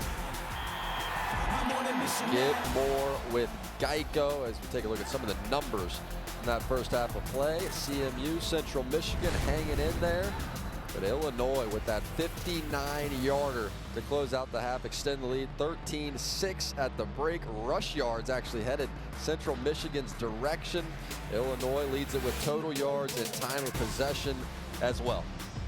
I know Brett Bielema looking at that rushing number right there, 53 yards to 84 from Central Michigan. I think this Illinois offense has to figure out a way to get their ground game going in Central Michigan. Be a little bit more explosive in the passing game. Loosen this Fighting Illini defense up so you can find some run lanes. Altmyer efficient, 12 of 17, 118 yards, and the touchdown as well. So Tristan Matson send it deep. Wilcher, Kenari Wilcher, as well as Hank Beatty. Back deep for the Fighting Illini. See what this first drive is going to look like for the Fighting Illini. It will start with a touchback. as we send it down to Caroline. Well, Jack, head coach Jim McElwain said for Central Michigan, getting into an offensive rhythm against this Illinois team is not easy. He said they really force you to play ugly, but that's okay. He said we're doing what we want to do offensively. We're moving the ball with a couple explosive plays here and there. As for a couple injury updates, Brady Plaucha is out, and Marion Lukes, he thinks, will play. Caroline, copy that. That is big for Central Michigan. If they can get Lukes back out there, we'll see when they get back on offense. Up first, it is Luke Altmaier to the field for Illinois. And Altmaier starts with a play action. Quick one to the outside and a nice pass to begin the half. It's Zachary Franklin with another grab working on Dante Kent. It's the same script. Anytime you get this young man, Zachary Franklin, one-on-one, you have to take the matchup. Every big play, up tempo, back to the ball, snap it, and another completion. It's Dixon, and Dixon down the sideline. So first it's Franklin, right back to Colin Dixon, and the Fighting Illini are marching quickly. Yeah, you see Colin Dixon, who eventually gets the pass, but I want you to watch Pat Bryant right here. I believe this is Pat. Watch him block two guys right here to spring his buddy to get wide open. Look at this right there. Taking two to help get the explosive pass play. And this is Kreutz, who is now fired up. He got pushed backward right onto his backside. That's Ojugo, Pius Ojugo with the early shove. Defense number 99, contact in the neutral zone. 5-yard penalty, first down. You see his teammates, Ojugo's teammates, telling him, come on, man, you got to think. There he is right there. And Jack, I don't know if you know what it is to be 300 pounds, but once you get it going forward, it's pretty hard to stop it. And Kreutz, the heart and soul in the middle of that offensive line. You know he's not going to like that. Keep an eye on 64 on this next snap. Now a 1st and 5. Altmaier gives. This is Fagan, and Fagan hit a couple of times and dropped right there at the 20. There's that kid Kwiatkowski again, just everywhere. And again, I want our viewers to understand just getting to the ball carrier isn't enough, but to have an impactful tackle on one of the bigger backs in all of football and college football, that's something to do. We'll send Caden Fagan in motion. He's wide out to the left. Empty formation for Luke Altmaier. Altmaier right down the middle of the defense, and it's a completion to one of his favorite targets, and Bryant breaks free for the touchdown.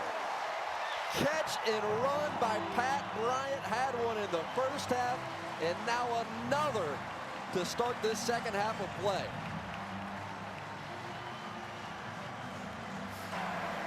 Number 79, Illinois, is checked in as number 94. Number 94, Illinois. Great job by Pat Bryant, just finding a window and getting open for his quarterback. Again, another basic across the middle of this Central Michigan defense, and then the fight, the grit, the toughness to get into the end zone. Great play. Illinois down the field with alacrity. 4 plays, 75 yards, 155 off the clock, and then a 20-yard touchdown catch and run by Pat Bryant, and that is David Olano paying it off with the extra point. Now 20-6 Illinois. The 3 right before the break with the 59-yarder, and the 7 right out of the break with Pat Bryant. Here comes Illinois. The Apple Cup, it is back in Seattle, Lumen Field. Cougars take on the Huskies today, 3:30 Eastern, exclusively on Peacock. So that's following us right after us. Just left Seattle about a couple of weeks ago, man. It's up there hanging out with the team, man. You know that city a little bit, huh? Yeah, just a little bit. I won my Super Bowl there. Yeah. So every trip to the red zone has produced points. For CMU, they're 2 for 2 with a couple of field goals. Illinois 2 for 2 with a couple of touchdowns, and that is the difference you see on the scoreboard. Yeah, Jack, you saw the Fighting Illini get the 3 points before half. First drive, come out, get 7. That's a 10-point swing without Central Michigan even touching the football. Ethan Makzulski. The big leg is tried and true, and he sends this out of the back of the end zone. All All right, Central Michigan, Joe Labus. Let's see if we can get the ball moving a little bit, right? See if we can get some explosives down the football field to loosen this secondary and this defense of Illinois up a little bit so that these running backs, you know, Miles Bailey and company, can start to find room between the tackles. And you heard Caroline tell you, Marion Lukes be checking back into the game offensively, and Lukes will begin this drive at running back for the Chippewas.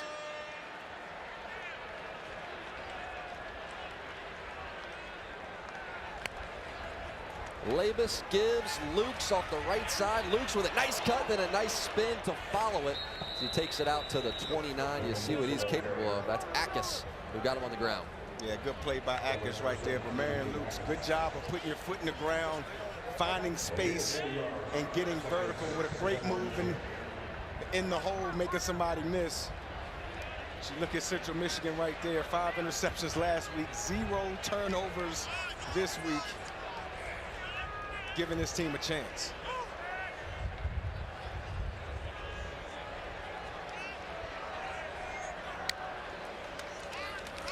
Labus back to Lukes, and a flag flies as Illinois' defense has given up nothing, not even letting Lukes get back to the line of scrimmage, and we will await the call. Yeah, these outside defenders, Seth Coleman, Dennis Briggs, these guys are crashing the run game party for the Chippewas today, just causing havoc, getting into the backfield and making sure those big pullers aren't able to get up to the second level, allowing those linebackers to run.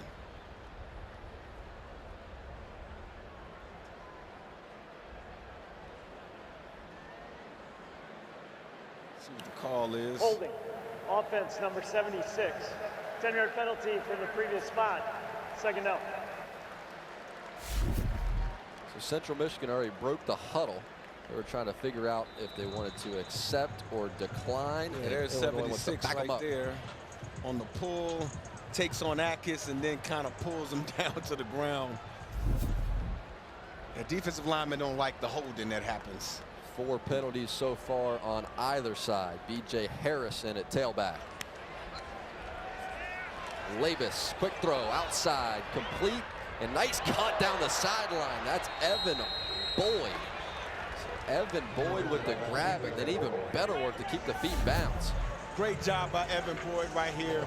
See Joe Labus just getting the ball out of his hands quickly, getting the ball to your ball carriers in space, and these guys are going to have to go out there and be dynamic. This wide receiver room for the Chippewas, they're deep, but they're not as dynamic as one would like. You see it right there, Evan Boyd making a dynamic play, getting down the football field. Pickup of 21. Remember, they're playing today without Stephon Bracey Jr., who's been one of their best on the outside. Labus back to the air. Labus, and he is dropped for the sack, and that is the finest, the best on that defensive line for Illinois. It's Dennis Briggs Jr., the Florida State transfer, who was in his face. Yeah, you see Dennis Briggs Jr. right here. Again, just his motor, right? Being able to get rid of the blocker. First and foremost, you see Seth Coleman that forced Joe Labus to step up in the pocket, and then Briggs Jr. just finishes him off. As you said, Jack, transfer from Florida State, came in and already is a leader on this defense. Labus gives up the middle and 0 room to operate. Met and dropped immediately. It's Gabe Ackes. So Seth Coleman and Gabe Ackes holding down the edges and doing so beautifully. Again, keeping that outside arm free. And when you see the ball, you hit ball. I thought Gabe Ackes did a great job right there, crashing in, making a stop on the ball carrier. Again, an aggressive, impactful tackle. It's been happening all day. Central Michigan just 2 of 7 on 3rd down. 3rd and long. Call it 3rd and 15. Labus hit, ball's loose, Illinois flying to it. And able to somehow get it back is Joe Labus. The pressure was there instantaneously, and that was Gabe Ackes that got a piece of it. Gabe Ackes, Seth Coleman I mean, all of these guys are just in the backfield, and they're just they're teeing off on this Central Michigan offensive line. There's an inside move right there by Atkins, just forcing Joe Labus to have to figure out a way to get rid of the football. Got lucky in recovering it right there as the ball slipped out of his hands. Good pass rush by the Fighting Illini. Chapoa on to punt. Beatty is back deep to receive. They say this punt, though, hit the sideline, hit that white chalk, and they'll mark it right there at the 22-yard line. 20-6, Illinois. Back at Memorial Stadium, Luke Altmaier off to the best start of his career this season, and it's continued today. It definitely has continued. This kid has taken ownership of this offense. You look at this last drive, getting the ball to your playmakers in space. Zakhari Franklin catches the backside 3-by-1 slant. And then again, this is just a little drop-off pass, a little bubble screen out. You see Pat Bryant blocking two people. And then later on in the drive, Pat Bryant gets rewarded for all of that blocking and great play. Catches a basic across the middle of the field. Look at the fight, look at the grit, look at the toughness. He gets in the end zone and says, yeah, this passing game is rolling, and it's going to open up the run game for this Fighting Illini offense. For that run game, Josh McCray checks into the game at tailback. Give goes to McCray, who broke one in that first half. This time there is zero room for him to operate. It's Jonathan Decker and company for a loss of 4. Jonathan Decker, oh my goodness. We've been talking about it all day, how big of a running back that this kid Fagan is, right? And so to stop it, well, actually that wasn't Fagan, that was McCray, but it doesn't matter. Both of those guys over 240 pounds, absolutely. But the quickest killer of a run game is quick penetration. You see the quick penetration right there and bringing the ball carrier down. Great play by Decker. On 2nd and 14, Altmaier with a slant that's wide open. This is Franklin, who spins out of one tackle and takes it out to the 40. Again, what you're seeing from this Central Michigan defense out of Rob Akey, the defensive coordinator, a lot of zone, right? Because when you blitz, you don't want to leave your guys one-on-one with Zakhari Franklin and Pat Bryant. Big play, and back to the tempo, back to the air. This time it's Pat Bryant, so two of their best. First Franklin, now Bryant. Pick up a 23 to start, and now 14 out across midfield. Illinois goes. Jack, in the tempo of this Barry Looney offense is giving this Chippewa defense some issues. So we got a guy down right now, but Luke Altmaier is just looking outside to his wide receivers and saying, you want one, man? You want one, Pat? You want one, Zakhari? And they're just getting explosives all over the play. He likes that tempo. Absolutely. And that's Deron McKinney, who is down for Central Michigan. I mean, guys, just the last two plays, you see Zakhari right here running a little glance route. This is a second window type of a slant. Luke Altmaier doing a great job of standing in the pocket. And again, Pat Bryant catching, doing a great job being a combat catcher. Yeah, man, it's stinking so funky out there. You see him with his celebration as a Central Michigan defender walks off the field. Yep, Deron McKinney under his own power. It's a monster game for Pat Bryant. 7 catches, 102 yards now, and a couple of touchdowns to go along with it. That's a big body when he catches those slants. Yeah, huge body. But again, when you have big receivers like that, Jack, you're going to run a lot of in-breaking routes because the big catch radius of the big bodies protects the throws. So Luke Altmaier has to be happy throwing the football to those big guys on the outside. Heavy formation for the Fighting Illini. It's Josh McCray in at running back. Bryant, the man in motion. He left early whistles and a flag. He's trying to get a little head start with the shuffle step. A little bit too much of a head start. I think he was about to get the ball right there, Jack. Number 13, 5-yard penalty, first down. That's why he was so excited. They go heavy personnel. You see big 94, who's been reporting at 72, running off the field right there. But they got in heavy formation, and it brought the defense where it looked like, there he is right there. See Bryant going forward a little too fast, but it invites the defense to think that it's going to be some type of run, and I think they were going to get him over the top.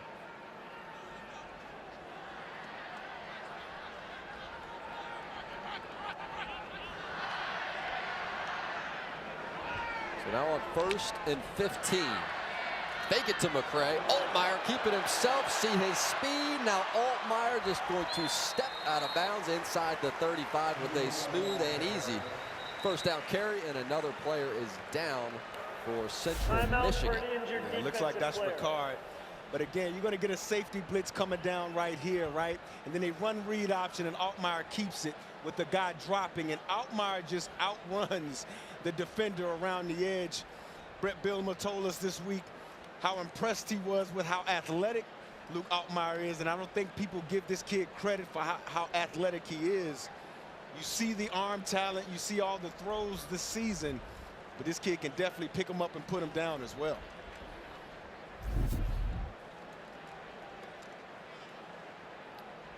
So they're still checking on Elijah Ricard.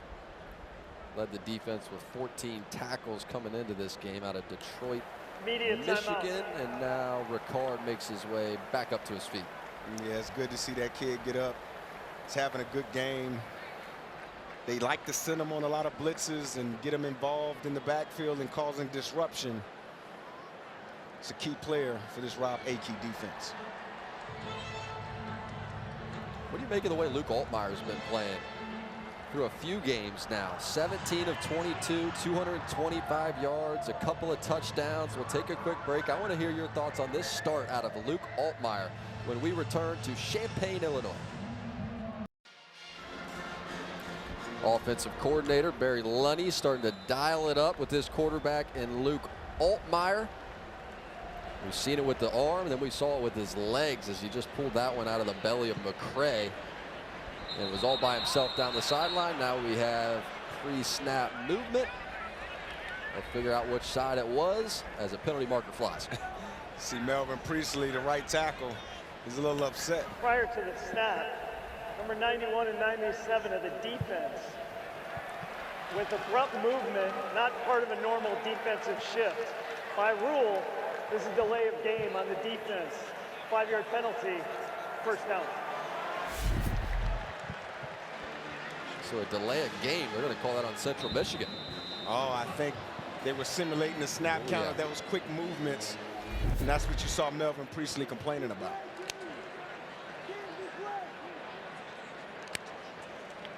Altmaier, quick look over to the sideline as if he was going to change the play toward the end zone, and this is just a bit too far. Pat Bryant was trying to keep those feet in bounds and just couldn't, although it was close. It was very close. Pat Bryant already over 100 yards today, two touchdowns. He wanted to go for the triple. Let's see it.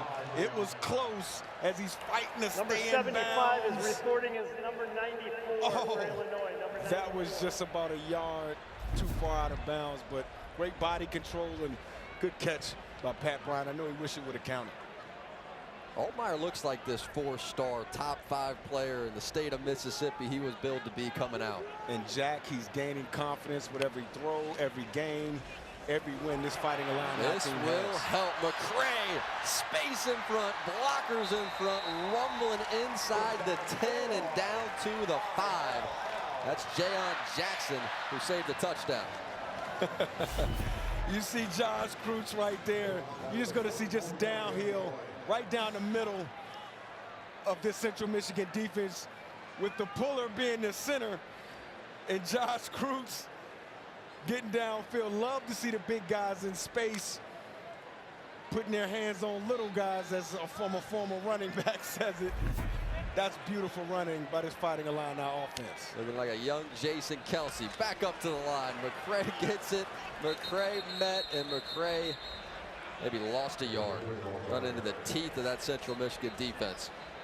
Yeah, Dakota Cochran right there, stepping up, meeting the ball carrier in the hole right there, not allowing any forward progress. But this Fighting Illini offense, man, it's impressive.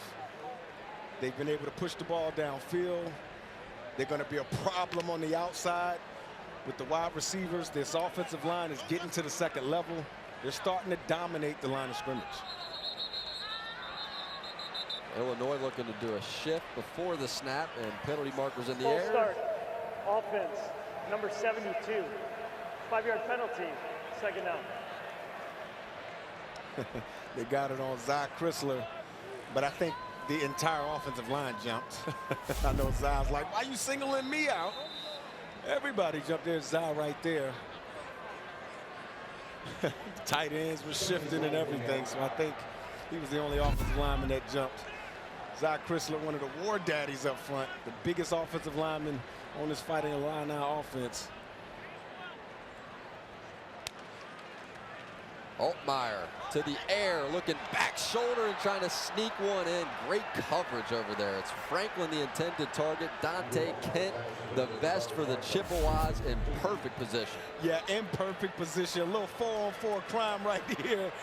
Dante Kent doing a good job. And Jack, notice how he turned over his inside shoulder so he can keep the receiver in his peripheral vision as well as the quarterback in the football. That's a great play by Dante Kent.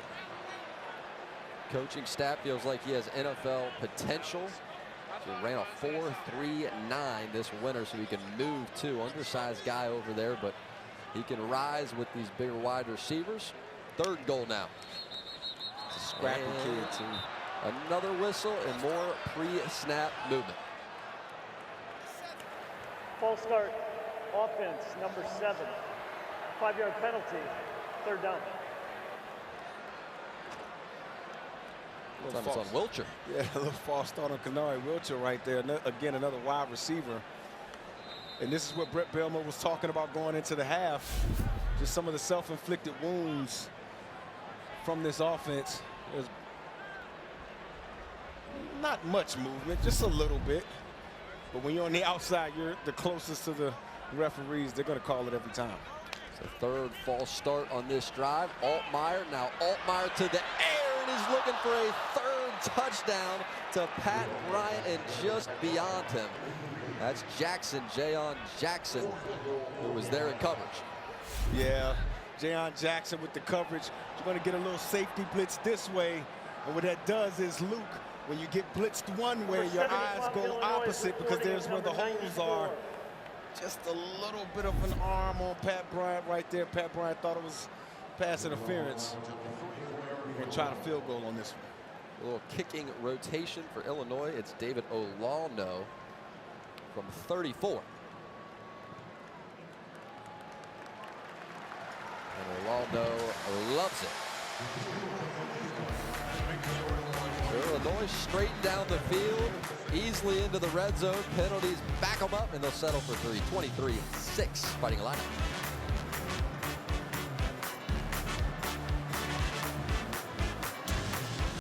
Ten plays, 62 yards, just under 4.5 minutes off the clock. Altmaier accounted for 53 yards on that drive himself with his legs and with his arm. It's 23-6 now as Ethan Machowski will send it deep. And Machowski already showed off that monster leg of his at the conclusion of the first half. Back deep, Marion Lukes for Central Michigan.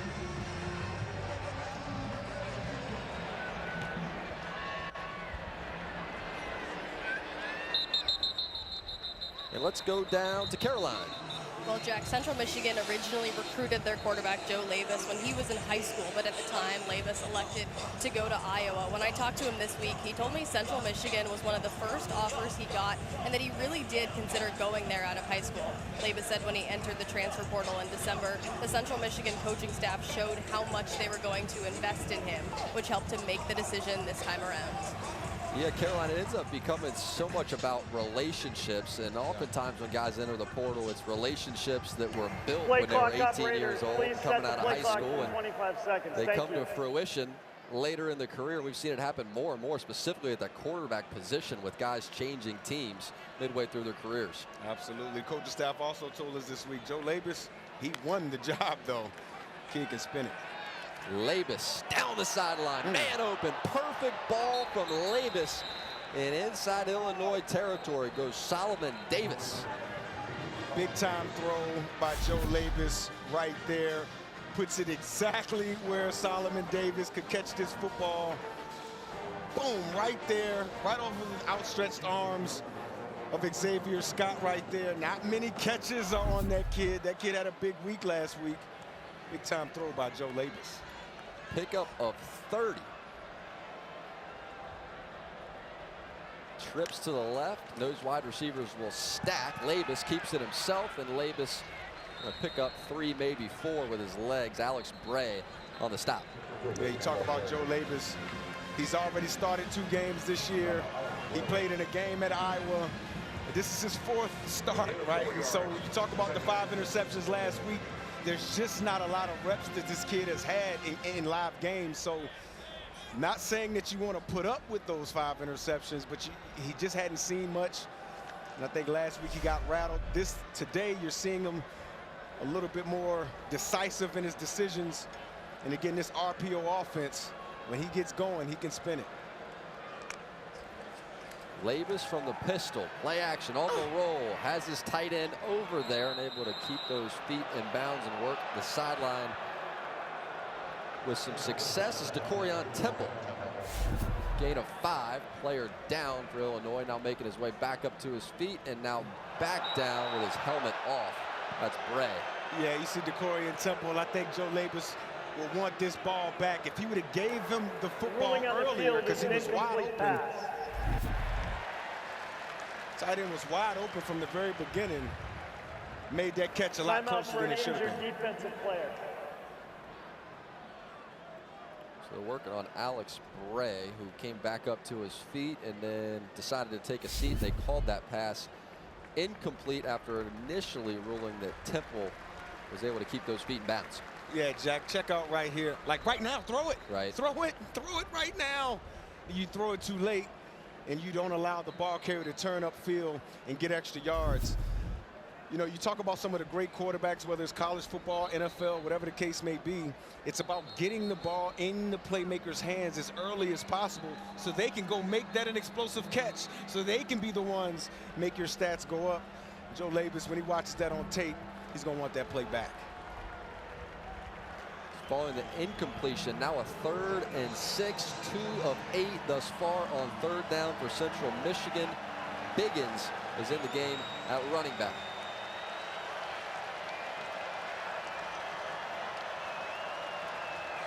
Labus looks right. Now he's going to pull it down and run with it. Got space out in front, and Labus slides down inside the 30. Nice patience and a nice run by Labus. It's Miles Scott there to touch him down after a pickup of 16. It's one thing that Joe Labus is going to have to understand when you're playing teams outside of the map, especially teams in the Big Ten. There's not a lot of time for you to sit in the pocket, reset, and do some of the things we saw early in the game, some strip sacks, some fumbles, things like that. But when you make a decision to run, you got to go now, you got to go vertically, and you got to make decisions decisively.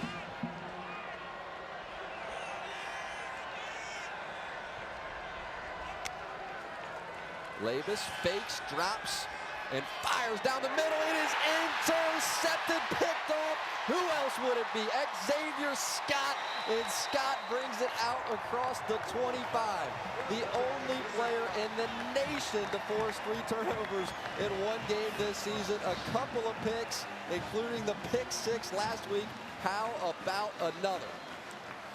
Looks like we're going to have to start saying this Scott's Island over there. You cannot catch anything over this kid, Xavier Scott. You're going to see him enter your screen right there, just playing from top down, not allowing the explosive pass play. Number 75, now, Jack, Illinois is reporting as number 94.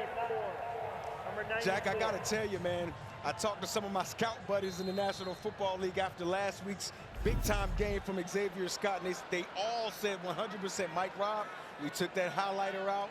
We highlighted that name. That kid is somebody we're going to be looking forward to getting our hands on when he gets a chance on Sundays.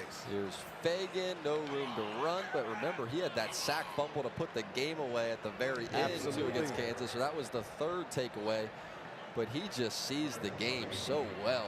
Anticipation is incredible, and his star continues to rise. And again, it's not just Xavier Scott. This entire defense is that way, but Aaron Henry told us this week, I keep things simple, Mike Robb. I keep things so that these guys can play fast. Their playbook isn't huge. And when they see something, they go after the football. Altmaier to Fagan, Fagan trying to break a tackle, and he's able to get it out to the 32, and that's Caleb Span, who wouldn't let go. When you hold on, when you get your hands on Caden Fagan, you don't want to let him go. He's a big body that can punish your defense running down the football field.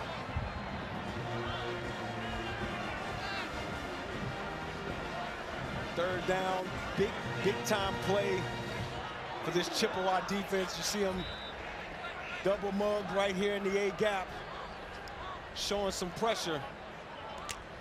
See if Luke Altmaier can make them pay. Altmaier just skipped it, and the Chippewas acting like this was a fumble. It is not. It's an incomplete pass. And I think Altmaier just had that ball slip out of his hand a bit. 4th and 6. Yeah, Altmaier saw the blitz. He saw what was going on. Understood there was a dropping defender where he wanted to throw the football. So I think he tried to pull the ball back, and the ball kind of went out of his hands. I.e. the tuck rule. I don't know if you remember that one. Oh, yeah. Back with Tom Brady, it was kind of one of those arm actions. So Hugh Robertson on to punt. It's a 3-and-out following the turnover, following the interception, and Dante Kent is back deep to receive for the Chippewas. Yeah, Dante Kent, dangerous defender, also a dangerous return man. Already got a touchdown this year.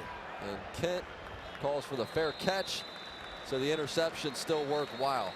Flips the field completely. Chippewas will begin from the 18-yard line. A 49-yard punt.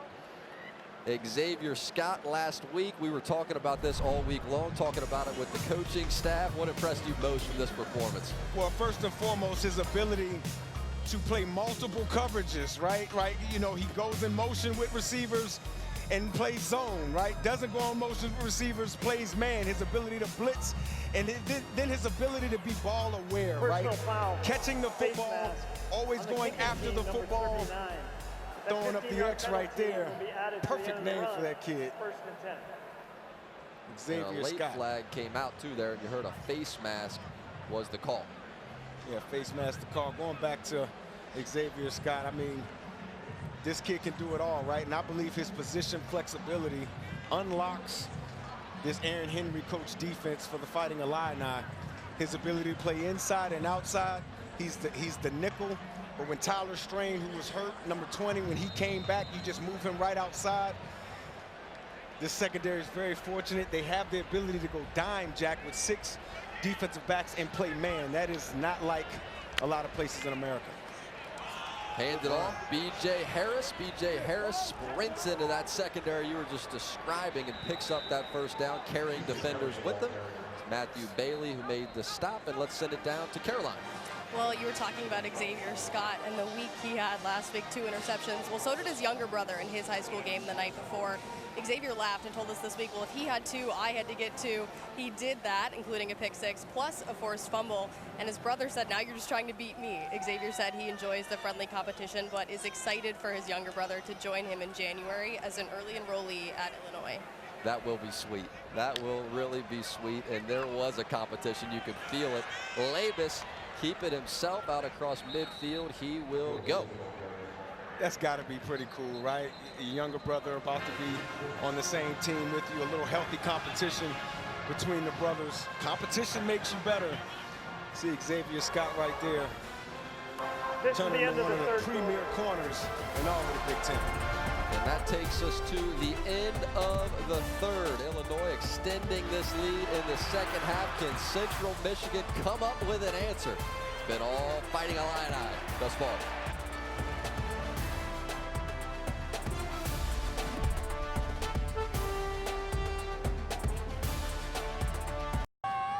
This Aaron Henry-led defense back out on the field and giving up 6 points so far. Just had that turnover by Xavier Scott, 35 years old. He's a teacher at heart, actually taught elementary school and middle school, and he was set to be the team chaplain at NC State. But instead he became an academic advisor, and Coach Bielema convinced him, hey, you can spread the gospel, but do it as a coach. And I think it was the right idea. He's been a perfect fit here defensively. Now Labus trying to attack his defense, working the edges nicely and picking up a first down. Yeah, that's a good job by Joe Labus, going hash numbers boundary, getting out of bounds. But look at the last 3 years of this defense. Obviously, you had Ryan Walters, the Purdue head coach. Here, that's when they had that 12.8 yards per game allowed. And then last year, Aaron Henry's first year, he learned a lot. He talked to us about it this week. He learned a lot, grew as a man a lot. And now he's leading one of the top defenses in all the Big Ten. So happy for that guy. And now dealing with the Wildcat one more time. This is the backup quarterback in Tyler Jefferson, the lefty, the southpaw, who comes into the game, takes the snap. We've seen that formation a handful of times out of Central Michigan. They've been running out of it, and this time a pass. Yeah, this time a pass. But again, when it's a quarterback or one of your backup quarterbacks running that Wildcat position, it provides a little bit different threat. But I just want to go back to Aaron Henry just for a second. He talked about the army of coaches he has behind him to help him with his game plans. He mentioned specifically defensive assistant Ryan Simerson, who just had an amazing game, helped do an amazing game plan for Kansas last week. It's pretty cool to see. And this off, trying the left side of that offensive line, who got good push. It's B.J. Harris, who eventually runs into the arms of Matthew Bailey. And I think you look at this Fighting Illini defense, they're okay with with Central Michigan running the football, as we see Aaron Henry right there. He also coaches the secondary, or the safety specifically. Told us there's a lot of Florida guys in the secondary, so it requires a unique way to speak to him. He definitely has their confidence and their love. Now can they come up with a stop on a 3rd and 5? Labus fakes it, fires, incomplete, thought he was held, and he was. Couple of penalty markers in the air. Jordan Williams, who was grabbed. It's Miles Scott who was there in coverage. Yeah, Miles Scott right there, just got a little handsy hand on that back hip. Again, a lot of in-breaking routes make it tough for the defender to get to the football, because then you have to go through. Defense number 20. That's T. Strain. Automatic first down. Yeah, that's Tyler Strain, just returning from injury. An aggressive tackler, but he normally plays inside. When he's on the football field, it moves Xavier Scott out to the outside, and when they go down, both of those guys go inside. Just so many players in this defensive secondary for defensive coordinator Aaron Henry. Amazing tradition of DBs here at Illinois, and they were saying when our guys go to the NFL, they don't just go to the NFL, they start in the NFL. Labus trying to get this offense moving and has a completion. This time it's Pruitt, and Pruitt picks up 6, maybe 7. Yeah, Pruitt, you got Terrence Brooks right there, kind of making sure that Pruitt gets out of bounds. I mean, in Terrence Brooks, he was a 4-star recruit, one of the top cornerbacks coming out of high school, out of Texas. But there's so many defensive backs here, Jack, that it's hard for that 4-star recruit to get on the football field. Kind of a luxury of riches.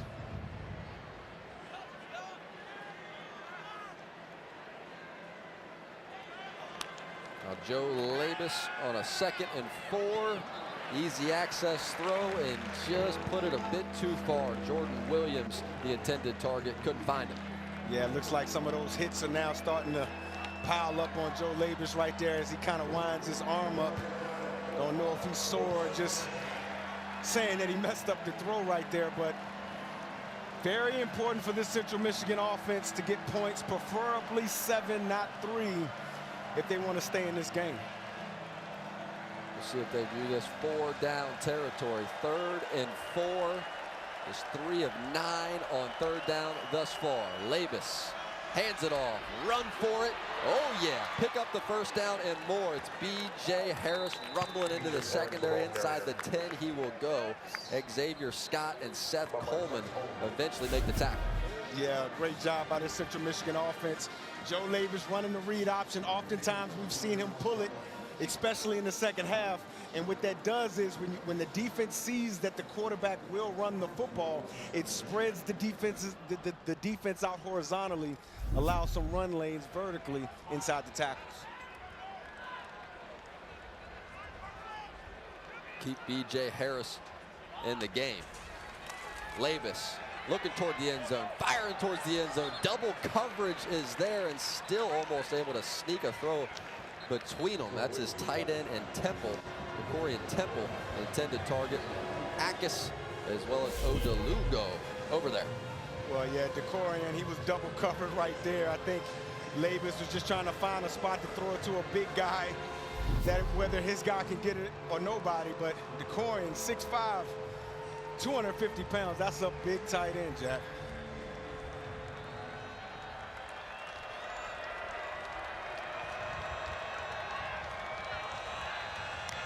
Now on 2nd and goal, Labus keeps it. Labus towards the end zone and broken up again. It's Miles Scott there getting a hand in between the football and the intended receiver, breaking it up. 3rd and goal. That's a good play by Miles Scott. I just talked about Decorian Temple being such a huge man, right? 6'5", 6'6", 250 pounds. Look at that defensive play. Oftentimes, smaller defensive backs, they want to grab because they think they're going to get posted up in the end zone. Miles did a great job not putting his hands on the tight end and making a good defensive play.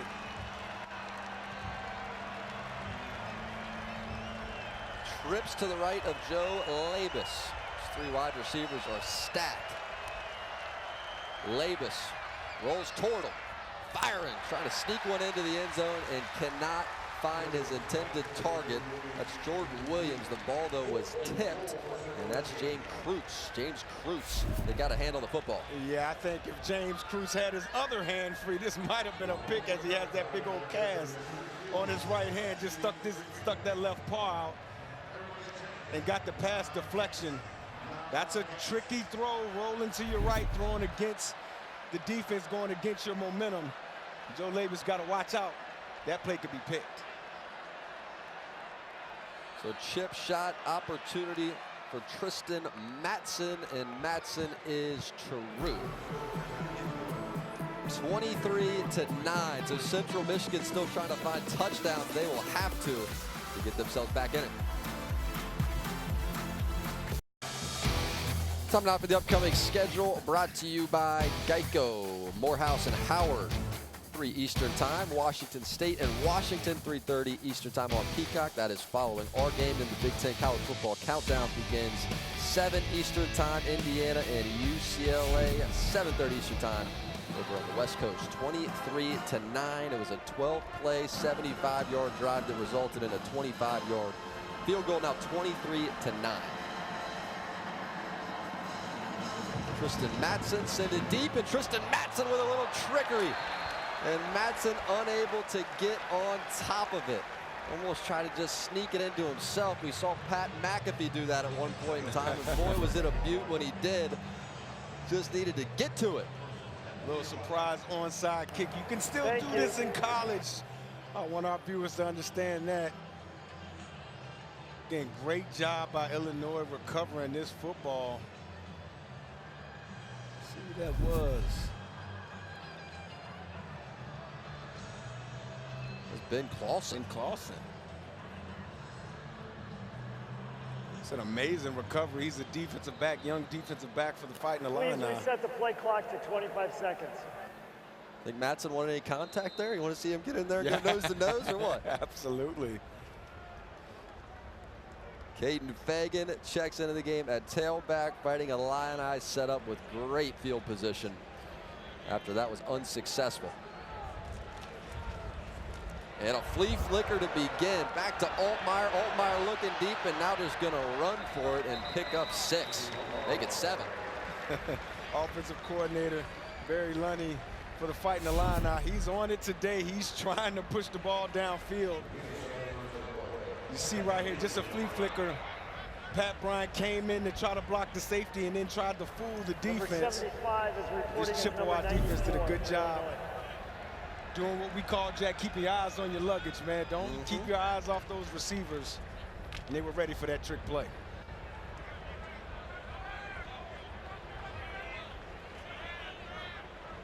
And it's a heavy set for Illinois. There it is right there, the big guy. Valentine, the tailback. Valentine has some speed, and he shows it off. Inside the 20, he goes. That is why they are excited about the freshman. Said he doesn't say a word. All he does is ball. All he does is ball, and he definitely balled out right there, Khalil Valentine. More of a slasher type of a runner right here. Again, staying and hugging close to his double teams. When he gets to the second level, he has real speed. And again, two ways to scare defensive backs: either be big like Caden Fagan or be fast like Khalil Valentine. Different bodies attacking this Central Michigan defense gives different threats. Pickup of 22 for Valentine. He gets a break. Here is McCray. And Josh McCray, maybe a yard or two. That's Jonah Pace there to meet him. Jonah Pace on the tackle right there. Got some back and forth. Looked like Ojugo didn't like being blocked right there. See Ojugo running off the football field. Big time defensive tackle out of Kansas. Actually, he's from Nigeria. Went to school in Kansas. And they'll bring Caden Fagan back into the game.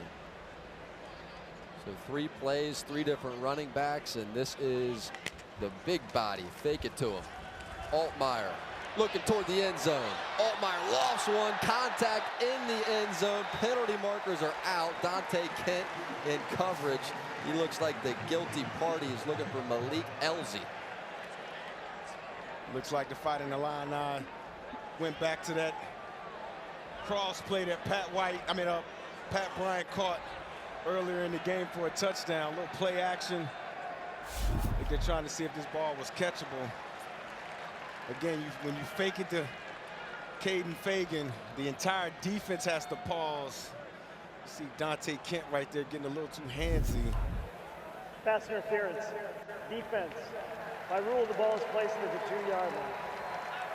First down. Yeah, Dante's a little upset with himself right there.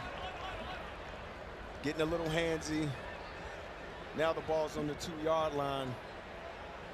And this Central Michigan defense got to stay stout as the bigger backs of the Fighting Illini come into the game. It'll be Caden Fagan from the pistol. Couple of tight ends out there. Give it to Fagan. He walks into the end zone. Try the onside kick. Ricochet right in your eyeball. Illinois straight down the field for the touchdown and putting a nail into it. Touchdown, Caden Fagan, the big back. You're going to see motion coming right here from Pat Bryant, and then the whole offensive line wash this side down. And you're just going to see the lane right there for Fagan to walk into the end zone. That's just an offensive line and an offensive unit being bigger, stronger, and moving people out of the way. Good drive out of Fighting Illini. Just 4 plays, 46 yards, 2:23 off the clock. And Illinois, every trip to the red zone has resulted in points. 4 for 4, 3 touchdowns, 1 field goal. Fagan, it gets no easier than that. Fighting Illini extend the lead. We got a good one on Sunday Night Football. 2 young phenoms head-to-head. Caleb Williams and the Bears take on C.J. Stroud and the Texans. Stroud, the Texans, maybe a little more mature at this point. Is Caleb Williams in company ready? Sunday, 7 Eastern, NBC and Peacock. Your thoughts? Oh, I'm going to be tuned into that one. That's You gonna be know fun. I would. That's going to be fun. C.J. Stroud, Caleb Williams. Is that an old Khalil Mack jersey right there? I think that's what that is. Okay. Old school. Old school. Well, So- I guess it's old school now. So just cut the lead to 15. Do you think that was the right moment for the sneak onside kick? Absolutely, Jack. I mean, especially if you're not sure if your defense is going to be able to stop Illinois, you have to figure out a way to steal a possession. I'm okay with what Jim McElwain did. And the lead is no longer 15 now. It's 30-9, under 10 minutes to play in the 4th quarter. Another touchback, and they're going to have to find some magic over there in that Central Michigan huddle. Gonna have to find some magic. They're gonna have to figure out a way to speed their process up. I got a feeling they're gonna go with some tempo. They're gonna probably go into a slow 2-minute type of a mode where they have some tempo, maybe not that they're not huddling, but they're probably kind of standing around the line of scrimmage and making sure they're getting their plays off as efficiently as possible.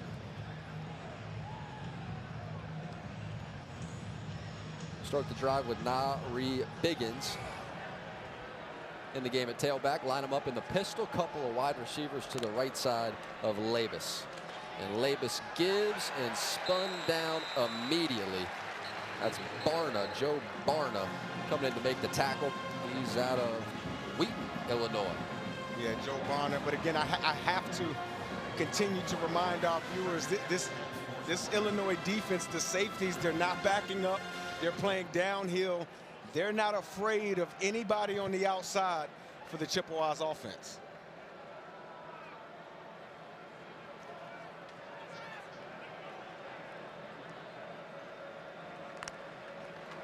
On 2nd and 10, hand it off, just trying to get something positive, and another good play made defensively. Alex Bray, handful of teammates join him. It's Miles Scott there to combine for that tackle and force this third down, a pickup of just 3.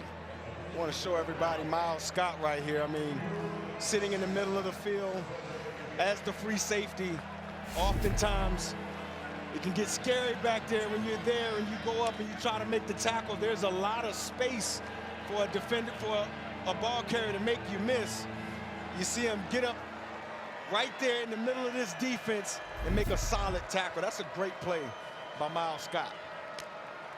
Labus gotta have it to the air. Coverage is good, throw not so good. 4th down, and the offense will stay on the field. That's Jesse Pruitt, the intended target, and Torrey Cox Jr. covering. Yes, good play by Torrey Cox Jr. right there. Already 4 tackles and an interception on the season. But just being sticky, right?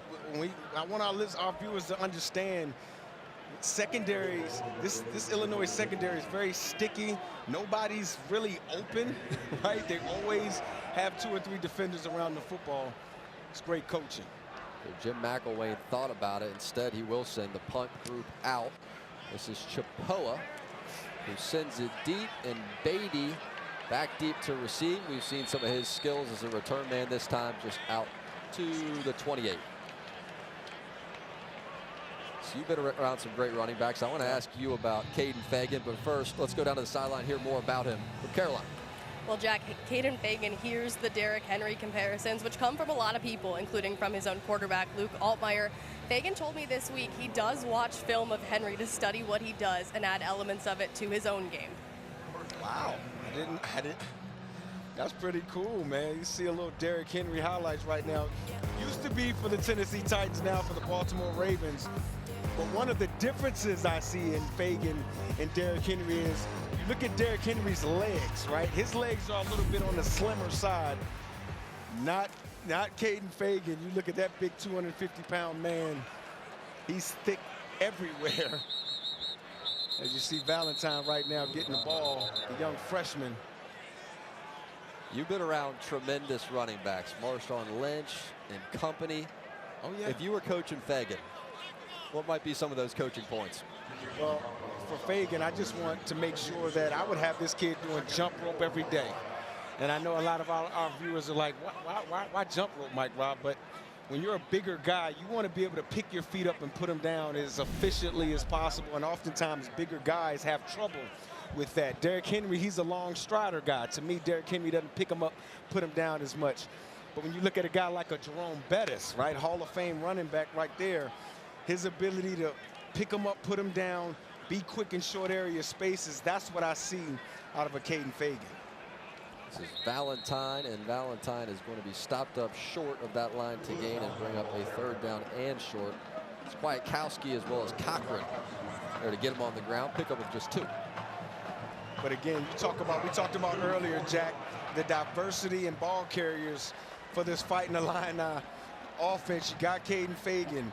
You know, he's the bigger back, right? 6'2", 6'3", 250 pounds. Khalil Valentine, he's more of a shifty back. Josh McCray, another one of those bigger guys. Jordan Anderson, another big guy. You got Lawfery, he's more of a scat back. Again, different body types to present different bodies to the defense. There's been plenty of pre-snap Full movement. start offense, number 64. 5-yard penalty, still 3rd down. And how about some more of it? This time it's the center and Kreutz. 10 penalties on Illinois, and I would venture to guess at least half of those have been pre-snap movement of some sort. Yeah, pre-snap movement. Again, Brent Bielema told us this week this is something that they were trying to eliminate from their game, the self-inflicted wounds.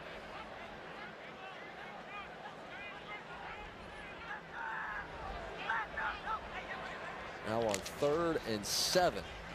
They bring McCray up very tight to the line of scrimmage, and this is a completion. It's Hank Beatty, and Beatty picks up the first down, the punt returner, and that's Kwiatkowski that eventually makes a stop.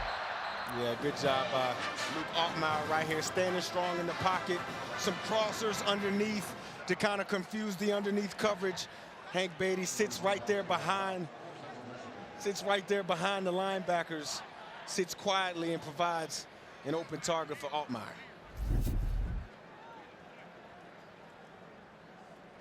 What do you think of the comparison between Valentine? We've seen Valentine on this drive, now a little mix in with McCray, but him to James White. For a young guy, I mean, that's high praise. Very high praise from Coach Bielema, comparing Khalil to a James White. And one of the great things I've always thought about James White, and I do see it in this kid Khalil Valentine, is his ability to find space, right? So oftentimes when you're running zone runs, you're running some of the gap schemes, the run looks like it's not going to be anything there, and you have to trust the blocking.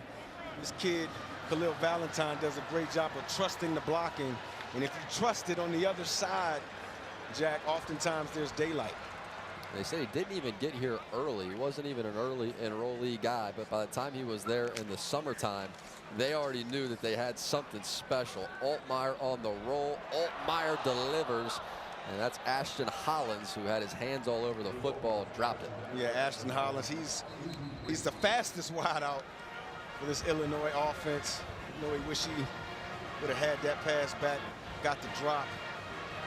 But you're talking about Khalil Valentine, that running back. They told us he came in with a maturity. You just knew he was a guy, you know? And sometimes when you get kids that come into your program, they have a calmness about them. They have an old soul about them. And you just know they're mature enough to handle the moment. Khalil Valentine's one of those kids. Illinois trying to put the game away, put it into the arms of Valentine, who crosses midfield. And he's going to be just a couple of yards short. It's a pickup of 6. It'll be 4th down and 2. This is one of those James White type patient plays. You're going to see him get the football and just be patient here and then use his tempo to get into the line of scrimmage. I mean, look at that. See that jump cut right there and then get into the briar patch right there, following the big uglies up front and getting positive yards. Again, that's a mature run, Jack. That's a run that's usually a 2nd or 3rd year back finds those lanes. Quick break of the huddle, 4th and 2, leave the offense out there, and now look over to the sideline. With that play clock winding down, a timeout, it appears, is going to be taken. Timeout, Illinois. Full media timeout. By Illinois, and it is. It's 30-9, Fighting Illini under 4 to play in the 4th quarter. So on 4th and 2 after a conversation, Brett Bielema elects to send the punt group out there. It's Hugh Robertson on to punt and Dante Kent back deep to receive. They thought about going for it momentarily, and now some sportsmanship comes to the surface and the punt group on the field. Yeah, I think this is smart by Coach Bielema.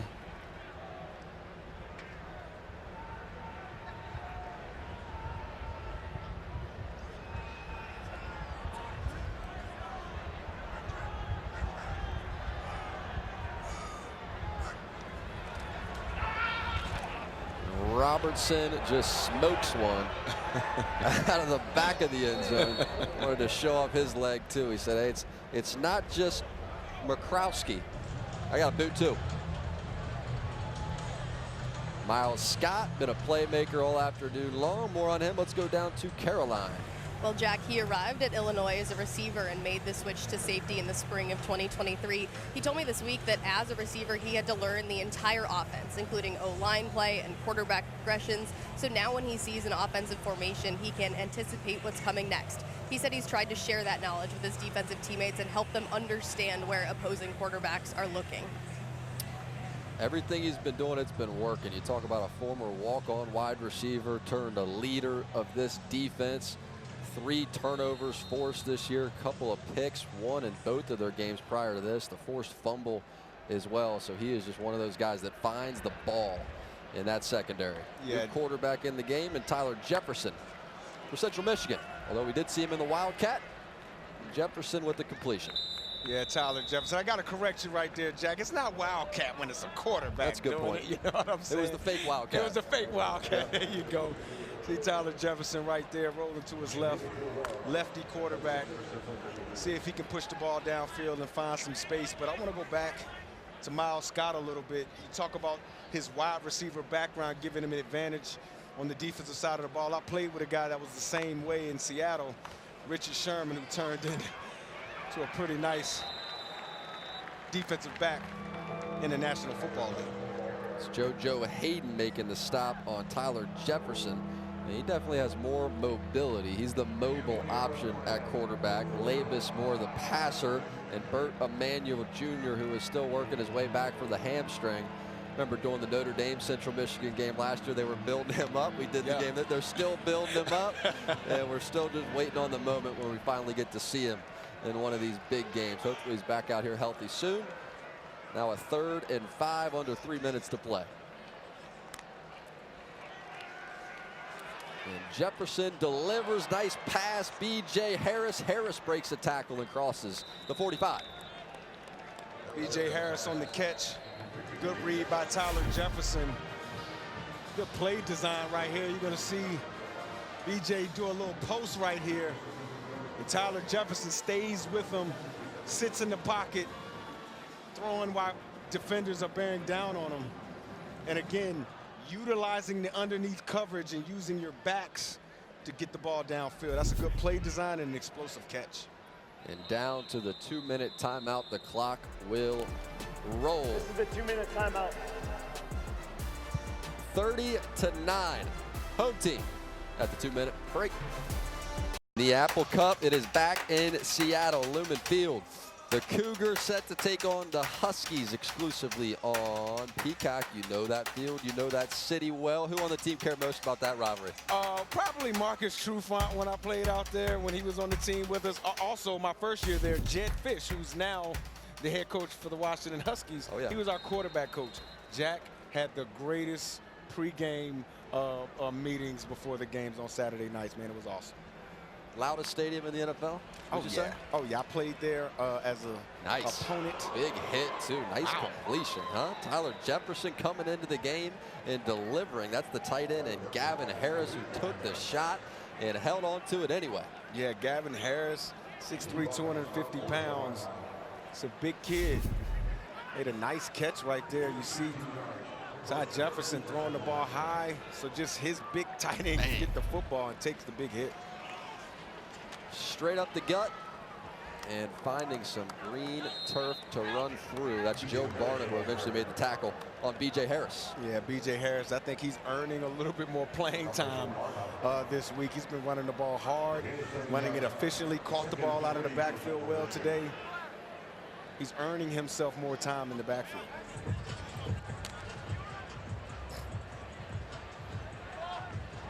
So this will be a couple of tough ones. FIU last week for Central Michigan. That was 52-16. Now they come in here, tough road test at Illinois. It'll be 30-9 unless they can find some more points before the end of this game. Flip it into the Wildcat. They've been having fun with this formation and picking up a first down with Biggins. That one was the Wildcat right there, Jack. That really was the running back in Biggins.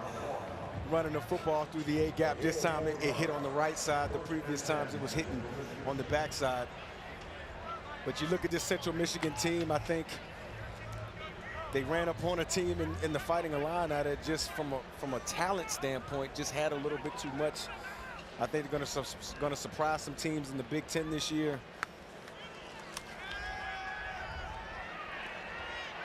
Drops, pressured, Jefferson escapes, and then he is hit hard by a couple of defenders, including Barna, who has been active on this series defensively. Just 22 ticks remain coming up for the Fighting Illini. They are going to get themselves into conference play. Nebraska, Penn State, a couple of road games headed their way. Then Purdue and Michigan back at home, and then at Oregon. So it's been a great start, a smooth start.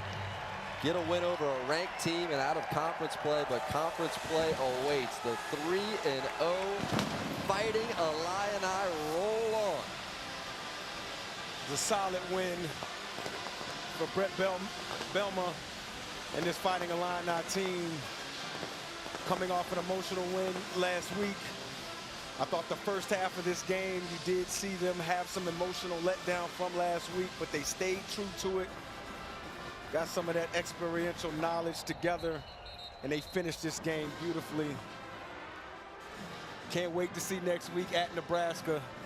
Quarterback Dylan Raiola is definitely going to test this secondary, this strong secondary of this Aaron Henry coach defense for the Fighting Illini. You can't ask for a better start out of your quarterback in Luke Altmaier, and the way he's been playing to begin this season. 19 of 29, 242, a couple of touchdowns. Today, he had 405, 4 touchdowns and no picks prior to that. Pat Bryant, phenomenal on the outside. 7 catches, 102 yards, and 2 touchdowns for him. And how about as well, we got to give a little love to Machowski, Ethan Machowski, the school record 59-yarder just before halftime, which was a big momentum boost. It was a tight game at that point in time, and it was Machowski that buried it with a little kicker rotation for Illinois. It was. They just showed Luke Altmaier. Did he have a mohawk? That was awesome. I did not know that.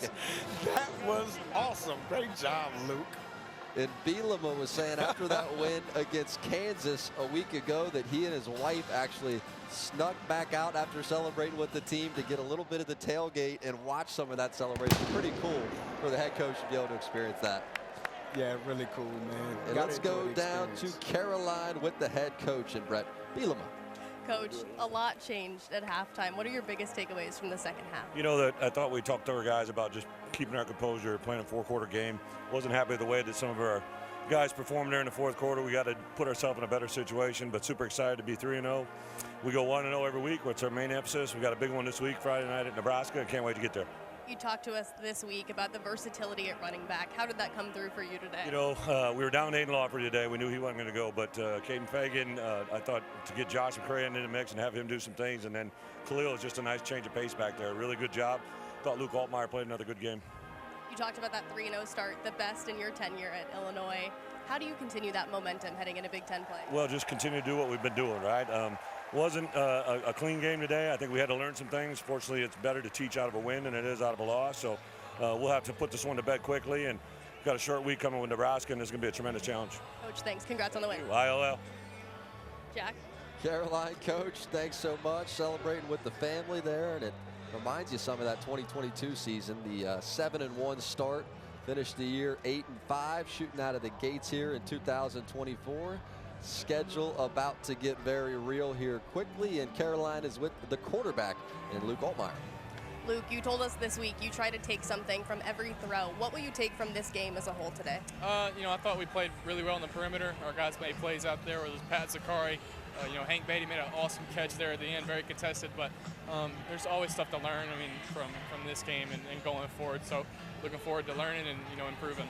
You mentioned Pat Bryant. We see your connection with him on the field. What do you most enjoy about playing with him? He just does everything right. You know, whether it's the details of the route or whether it's just leading our guys. He's a first-class dude and a first-class player. So I'm glad he's on our side. You talked to us this week about growing as a leader. I saw you talking to the O-line on the sidelines. How do you feel like this offense is growing together? Yeah, I think we're just a really tight group. You know, we all trust each other, we all love each other, so we can be hard on each other. So, you know, when there's moments like that where we need to be hard on each other, I think it's a good opportunity for us to even grow even more close together. So, really glad we got the win. Congrats. Thanks for the time. Thank you. Appreciate it. Jack? Luke, Caroline, thank you. And you can catch Washington State taking on Washington, the Apple Cup right now on Peacock. And later tonight, Indiana, they head to Pasadena to take on UCLA. Coverage begins 7 p.m.